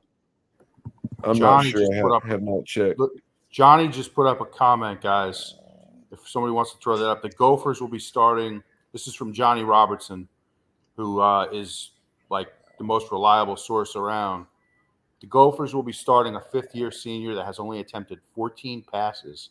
Yeah, in give his me Bowling career, Green. so- Give me Bowling Green. Interesting. That is interesting. I mean, I liked Bowling Green before hearing that, but now I like them even more. So I'll go Yeah, Bowling Green. Green. I'm Stevie, going Bowling Green. Dave, did you make your pick? Dave, did you make your pick? Yeah, I'm wondering if I should switch it. Nah, stick with it. I had Minnesota, but I'll stick with it. My answer. I'll just stick with it. Okay, we have Dave will row the boat. Yeah. We have 2 more to go. December 26th, the First Responder Bowl, Ford Stadium in Dallas. Texas State 7-5 versus Rice 6-6. It's 5:30 Eastern on ESPN. Texas State by 4 and 4.5. was it 4.5? Yeah. Okay. Wow. JT Danielson's playing. I'm assuming. I like Rice. I think Texas State has looked good at times. They've struggled some down the stretch. I think Rice has been pretty consistent. They were playing pretty good down the stretch. They had a couple nice wins. Beat Houston, almost beat Tulane. 4.5 points. Texas State may win that game, but with the 4.5, I'm gonna take Rice. I'll take Rice also. Ooh, let me see. This is another one when it's like with Yes. both teams. So I'm just going to put it out there, Rice. The Owls. Oh gosh. Let's say I want Rice. I'll go Rice. Man, you guys mentioned Rice. I started having traumatic flashbacks to us blowing that game. Well, you got Smacker Miles. That's the only good part. That's right. That's right. You know, what I always go back to, not to get off topic, that East Carolina game in Rice this year, we got the ball down to the 1-yard line and we felt compelled to run JT up Daniels to is medically retired, guys. Oh my God! Oh Jesus Christ! I'm taking Texas State. Good night. Texas State. I'm changing it. Can I change it? Yeah, you can change it too. We can all change it. I did If not it's- if know. it's- I did not know that he was not going to play. So I'm going Texas State. Sorry. Yeah. Steve, I'm are with- you changing too? Yeah, changing now. Good Lord. I didn't know he was done. Does everybody want Texas State? Yeah, give me Texas State. Despite what I'm about to tell you, you mentioned them struggling down the stretch, Kyle. 2-2 in the month of November. You had a 45-24 win over Georgia Southern, and then a 52-44 win over South Alabama in the finale. So 2 quality wins there. But the previous week, the next to last game of the season against Arkansas State in Jonesboro, they lost 77-31. And then they also suffered a competitive 31-23 loss at Coastal. So, despite the fact that they gave up, 121 points in their final 2 games, I will take the Bobcats. Yeah, without JT Daniels, they won't be giving up 121 Right. points to Rice. Right. Yeah. But definitely like the Bobcats. And then the final game. Did Matt make his pick? Nope.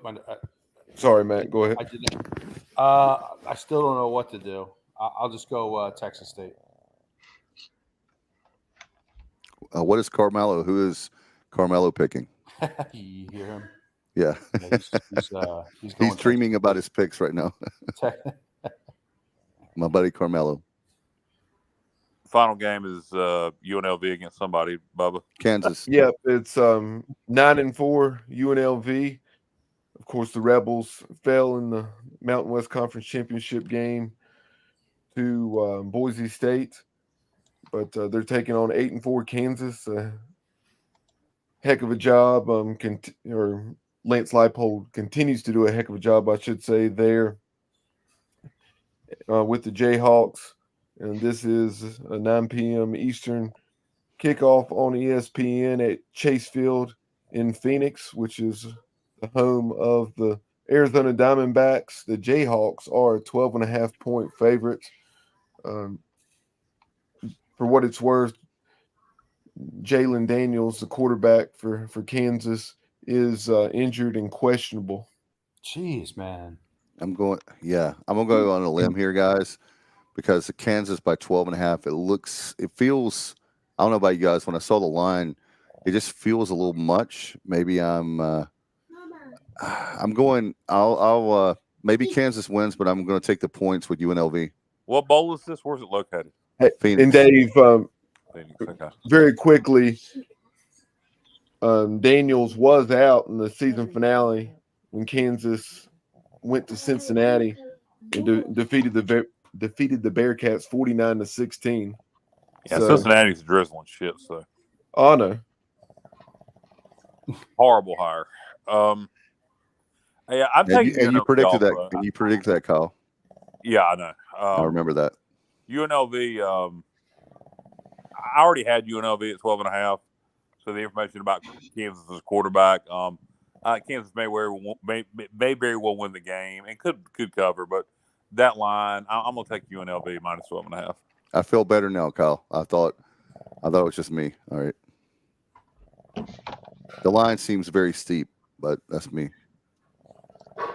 Yeah, I'm like you, Dave and Kyle. That line is pretty steep. I think they cover. Kansas wins, but I think Utah. I mean, not Utah. I think they cover though. UNLV. UNLV, excuse me. I think Kansas is more battle tested. They've played a tough schedule this year. I'm going to go KU. All right. Who's Bubba got?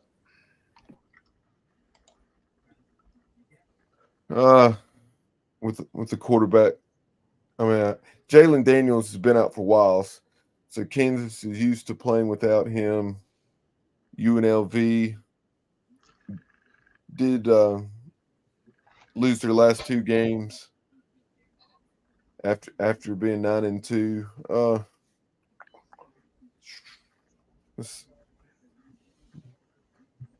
I think I'm like Stevie. I think Kansas will win, but give me UNLV in the 12.5.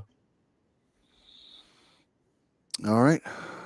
Is that everybody for the That's it. That's all the games. Guaranteed Rate Bowl? I'm going to ask you guys. I'm going to put you guys on the spot, and I don't even have one. But is there a bowl that you would like to rename? If so, what is it? And do you have like a crazy name? Is there a bowl I'd like to rename? I mean, there's Jiminy Christmas, yeah. what is your favorite bowl name? I mean, the most ridiculous one up here. So I loved it when it doesn't exist anymore, but when the bowl in Mobile was called the Dollar General Bowl, that cracked me up. That was funny. let's see. Or is there one that you would like for it to be named that hasn't been named yet? Maybe a business or. I mean, what is the freaking famous Toastery Bowl? I don't know what a toastery is. Man, I know a toaster strudel. Those are delicious. Yeah, well, I mean, what I'm trying to. What is the famous toastery? I don't know. I don't know what that is. What about the Pop-Tart Bowl is coming up? Yeah, that's not bad. I can deal with that.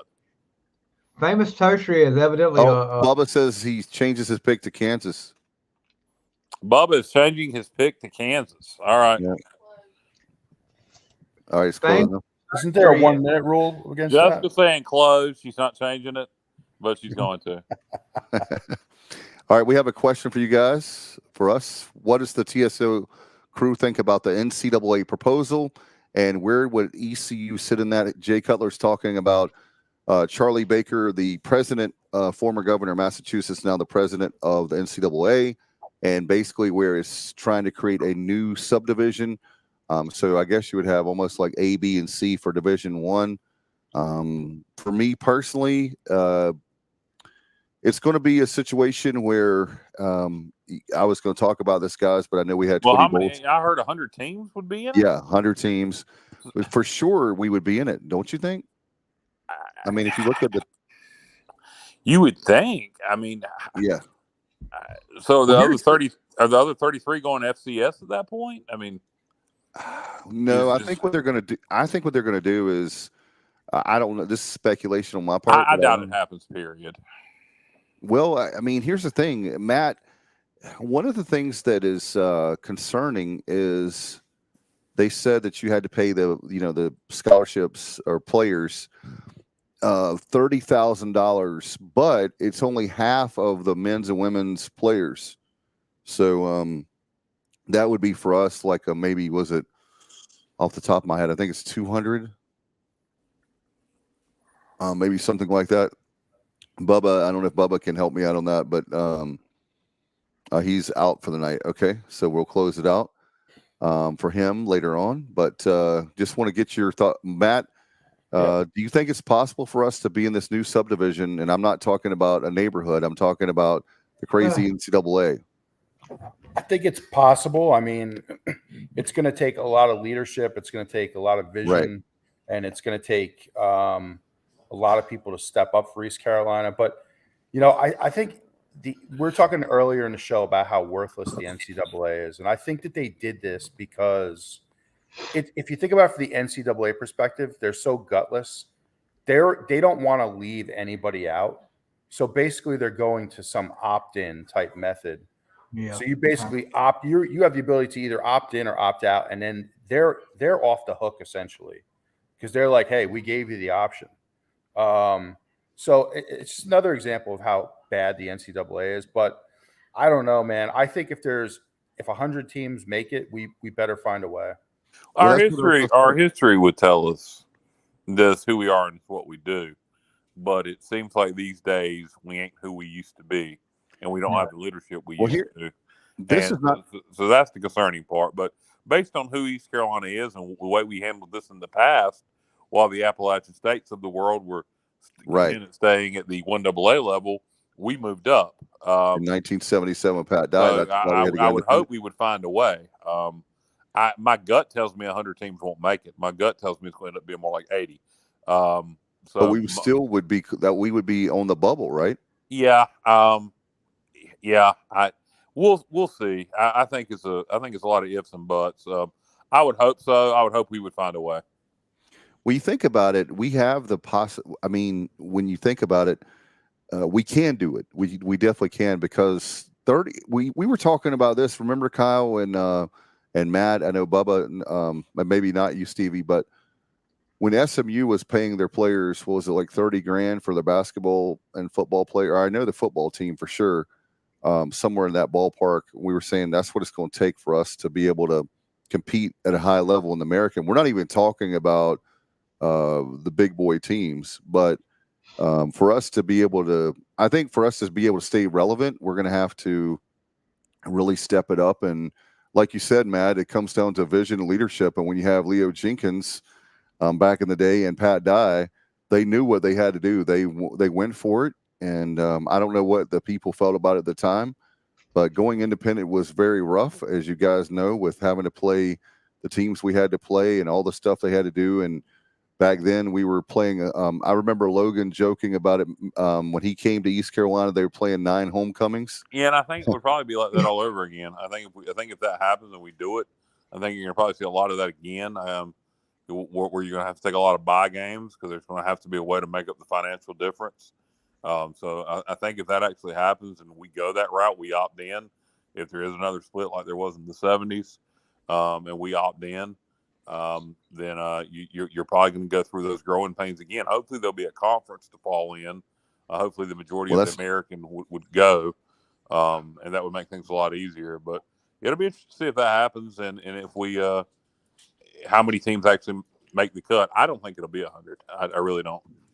I want to ask you guys, do you think with the situation, well, let me ask you guys this, and I don't want to start a whole controversy here because it's been beat to death like a dead horse. But with the whole Florida State situation that went down with the playoffs, it just makes me think that Florida State's definitely going to get out of the ACC quicker than they were. Mm-hmm. And when you have I'm like Matt on steroids when it comes to being a negative Nelly. Just teasing you, Matt.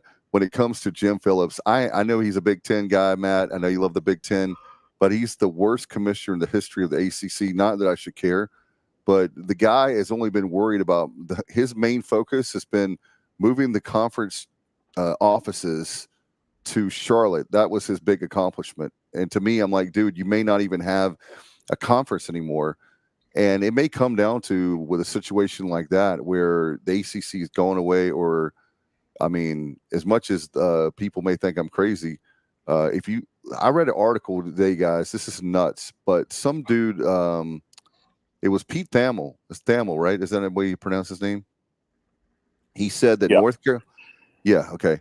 He said that North Carolina is the #1 team right now, sought-out team, and I'm going over Florida State, Clemson, and Notre Dame. I don't think so, but he said that. But if that's true about North Carolina, you'd have North Carolina, Florida State, and Clemson gone from the ACC. There's going to be 3-4 teams, if we talk about gone from the ACC. They may have no choice but to put a team like East Carolina in. I know it'll be doubtful, but not to start anything tonight. But I just thought if they lose 3 or 4 teams, it's entirely possible. I mean, that's when you have and by the way, guys, you remember how much we hated the commissioners last year from the ACC, from the Pac-12, and was it the Big 12 that said that they were not in favor of the Big 10, I beg your pardon. They were not in favor of the 12-team playoff. And here we are. If they had gone this year with a 12-team playoff, Florida State would have been in. So another reason I'm not trying to make the end of the show about Florida State, but the reason. Well, one thing I've wondered is, and I don't know how the AP poll and the coaches poll, what their contracts are written like, but what happens if Florida State goes and boat races Georgia? I mean, is there any chance we could have a split national champion again? I don't think they do that like that anymore, do they? I don't think so, but you're right, Kyle. It's going to be interesting to see. And the reason I brought that up, guys, is I was going to ask you, with this whole situation happening with Florida State the way it did, and with teams moving around, is it possible to have a whole bunch of realignment with this new proposal by Charlie Baker? Definitely. Yeah, certainly. Yeah. if it were I to mean, happen. a lot of you know. dominoes to fall. It seemed like Well, it's it'll be interesting to see how many teams went. Let's say only half the American made the cut, and then half the Mountain West. Do we play in smaller conferences? Do we merge? I mean, who the hell knows? I don't believe 100 schools is going to end up making it, if it even happens. Kenneth Maynard said, I see a world where we're in the same conference as Wake, Syracuse, and BC in a very different ACC. That'd agree. be awesome. Yeah, I could go with that. Here's a question. How big is the Aresco retirement going to affect the American? I think that's another great question, James. I think it depends on ultimately who the hire is. You get somebody like Jim Phillips, man, the American can fold very fast. Sorry for the people that may think I'm anti-ACC. I just thought it was a bad hire, and this is a guy that used it as a stepping stone. I'm anti-ACC. I'm just saying. I know. I'm just saying. I'm trying to be objective about it. And Jim Phillips is a Big Ten guy. He wants to be Big Ten commissioner so bad, and he applied. Sounds like for you're pro ACC to me. No, I'm just saying that for the fact that I think they've got a raw deal. I mean, they've got a bad commissioner. You see what happened, and it's fine. It doesn't hurt me in any way. I'm just amazed that they picked somebody that really doesn't fit the ACC mold, and they're paying for it. So would you? I don't know who the candidates are. I know the dude that was at West Virginia that kind of has shopped Oregon State and Washington State around, who is the commissioner of that new merged FCS league. I can't think of his name right now. Oh yeah. He may be somebody that you hear brought up. I don't know. I hadn't seen anything. Yeah, it'd be interesting to see. Is there somebody already in house? Is there an AD out there that they may promote, or does John Gilbert want to run the American? Oh no, it'll be interesting to see who gets that job. I mean, I think Aresco leaving. I think it does affect the conference, but I'm like Dave. I think it depends on who we hire as this replacement. Aresco has done a decent job. There's been times where he's really excelled, and at times where he's been a little disappointing.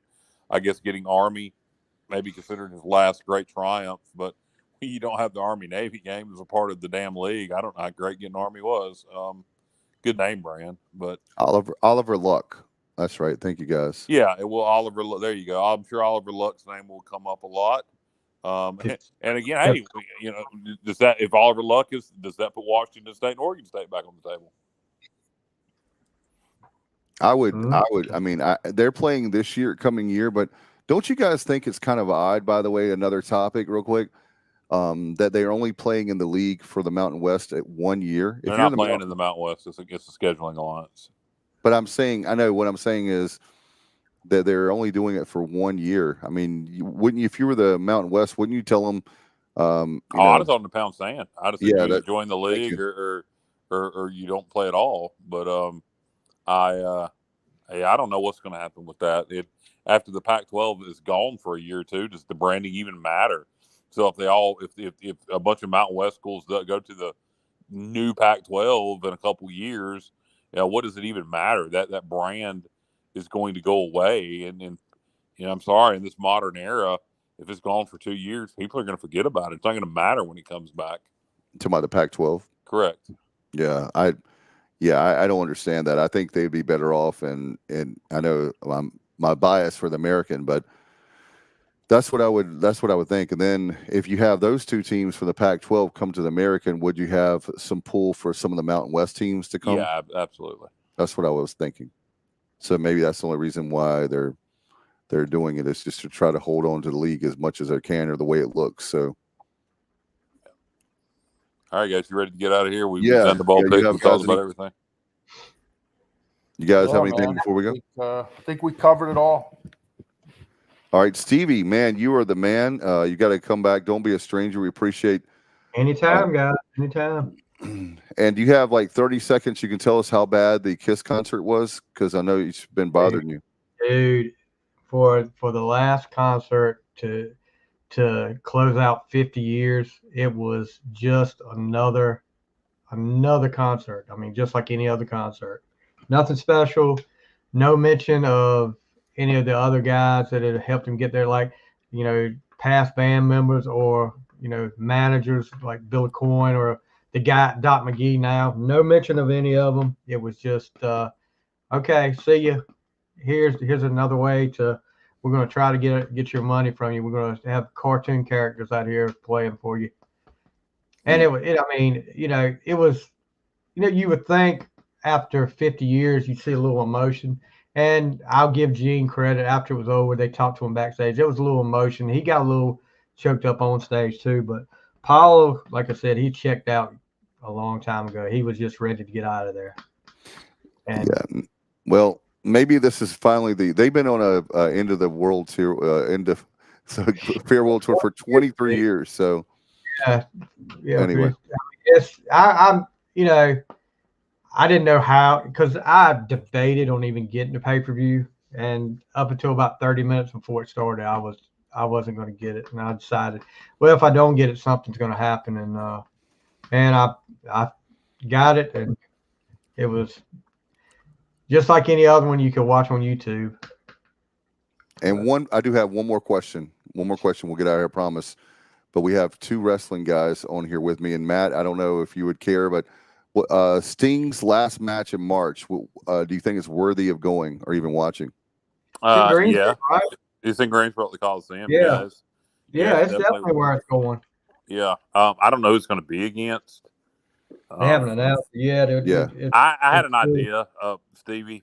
The devil gimmick is going on right now. And what if Sting was the devil and he turns heel, which he's never done, and challenges MJF for the world title? He wants to retire as world champion. Oh, that would be cool. Now, Sting has been heel before. In TNA, but that doesn't count. No, he wasn't not in TNA on WCW. Oh, you talking about when he was never heel in WCW?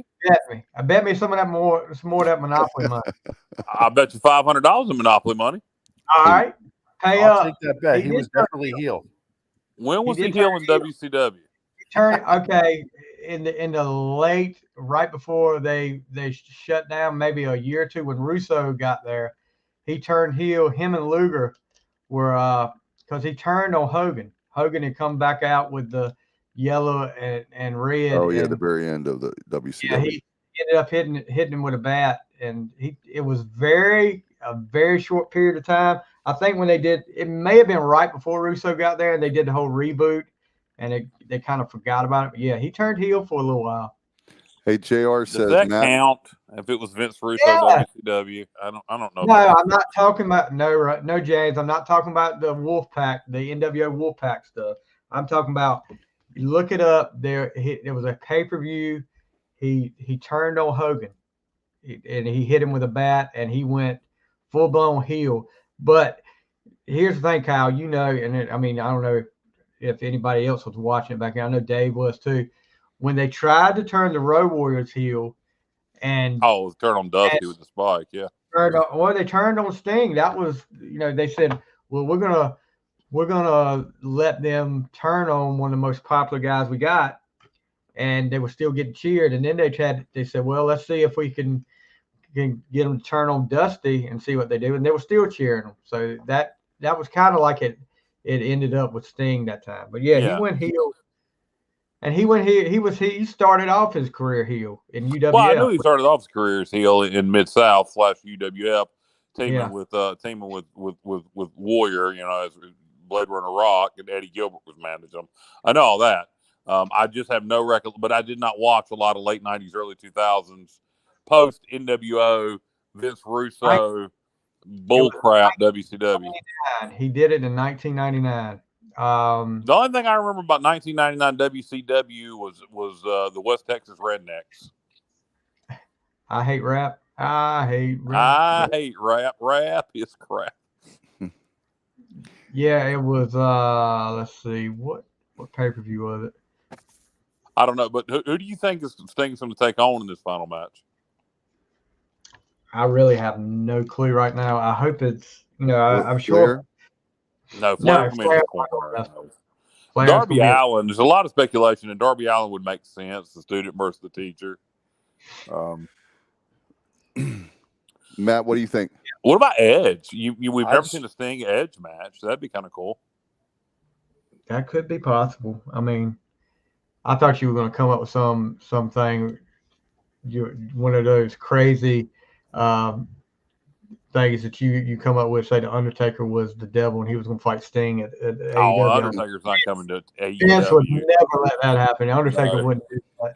No, No, not at all. I'm not an idiot. No, that wouldn't happen. But no, I was just thinking Sting could be the devil, MJF that be a swerve. My guess is it's going to be Darby Allin or Edge will be Sting's last opponent, one of the two. I mean, I don't know. I really don't know. It's still a ways off, so they're gonna have to set something up. And I thought maybe with the Edge teaming with him and Darby, that it may have come Edge and him may have got across the logs or something, but I don't know now. Well, they're rushing this Edge Christian thing, which, by the way, has been horribly done.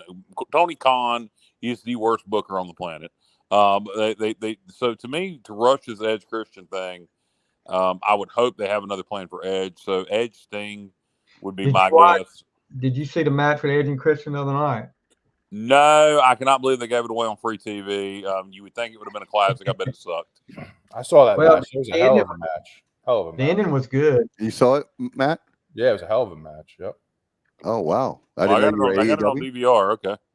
Yeah, the ending was. I'm not going to give away the ending, but it was pretty good, and it kept it'll probably make you rethink the whole rushing it. And I mean, I agree with you about Tony Khan, but it'll probably make you think again about them rushing this whole program. Okay. I don't think it's anywhere near over yet. Okay. But I do think one of them's going to turn either babyface or heel, and they're going to have one more run as Edge and Christian. All right, and Matt, appreciate your patience there. As I know James. In fact, let me put that up there. James says, and it's just like that. Matt went, Bubba, feel like me talking to Kyle about Mexican food. Laughing out loud. That's great. Yeah. I appreciate you guys' passion for wrestling. You know, it's all good, man. I don't know what the hell you're talking about most of the time, but Matt, how did you happen to watch the Edge Christian I match kind on of sensed AEW? sarcasm when he was talking about the Edge and Christian match. No, I think you watched it. No. Matt doesn't hate wrestling. I totally was just pretending like I knew what I was talking about. Oh, you didn't watch it? Okay. Well, Matt. Okay, now here's some truth. I know you here. didn't watch it. Now Matt's being a poser. Matt will message me crap privately about wrestling from the 80s and 90s. He just didn't want anybody to know about it. No, So no, it's I like will he say watched my soap favorite- operas back in the day. I love Paul Bearer. He was my favorite. Kyle Hey, knows by the that. way, Matt, there is I thought about you the other night on Peacock, with WWE. They actually have a documentary about Paul Bearer. I watched it the other night before I went to bed. It's I would love actually to really see good. that. He was awesome. Yeah, you'll like it. It's really good. About an hour long. He was awesome. No, Really but- quick. Thanks to Johnny Robertson. I'll definitely Oh, take yeah, the rum and coke. I'll definitely take that rum and coke, Johnny. Appreciate all your Man, thank stats God for it. tonight Yeah, you and helped us out. helping out. And if any of us win, we need to buy Johnny some rum or something because he helped us a lot with our bets tonight, right? Johnny Robinson is like the best sideline reporter we have. I mean, That's like, great. go to Johnny and to see what he's hearing on the sideline. That you're right about. That's a great point, Stevie. That's a great point about him because he keeps us out of trouble, especially when it comes to numbers. Him and Bubba are just incredible with numbers. But all right, guys, I appreciate everybody so much for this is our first part. If you're just joining us, we're gonna have two parts for our 2023 Bowl Spectacular. And great crowd tonight as always. Thanks for all the comments. And guys, do you have any final thoughts before we go? No, I look forward to bowl season. Yeah, definitely looking forward to it getting started. And next episode of On the Fly, Matt is going to come on and give his top 10 favorite professional wrestling matches. All Let's right, do it, yeah. man. Let's do They're it. all going to be Undertaker matches from the early 90s. No, I'm going to say, I got to say, one of them will be on Andre the Giant versus Hulk Hogan, WrestleMania 3. All right, we'll see. Matt, you're a big Paul Bearer fan, big Undertaker fan. So Yep. you when I say Undertaker does old school, do you know what that is? Does old school? Yeah. I don't know. I don't know. Man. Okay, well, that's when you remember when he used to walk the ropes, walk the top ropes. Yeah. A little bit. That's Okay. Never mind. I'm not going to ask the limited. follow-up question. I am not going to ask the follow-up question. Never forget it. Do you Forget know- it. My wrestling knowledge is really Saturday morning in the 80s, cartoons and WWF wrestling. Yeah, well, you are Northeastern boys. That makes sense. Yeah. That's what you are. Stevie, Yeah. I will ask you as we close this out. Yeah. The Undertaker walking the ropes, old school. Who did he take that from? The spoiler. Don Jardine. That is exactly right. Very good. Wow. That's good stuff. All right. Until next time, thank you, Bubba, producing behind the scenes and all his hard work. Guys, thank you so much. Stevie, don't be a stranger. And we'll see you next time right here on the Sports Objective. Good night, everybody. And as always, go Pirates. I'm a pirate down to my soul, and I don't back down, not at all. Find out when the cannons explode, from the sidelines down to the post. Put it down like not even close, all out to the last whistle blow. For the flag with the soul and for bones. Everybody stand up, get your hands up, let a team know that we got they back. This is our house, this is our town, on top, everyone not copy that. Everybody in the stands go bananas, scream loud, but they don't hold back. Every foot, every yard, every first down, every touchdown with the cannons blast.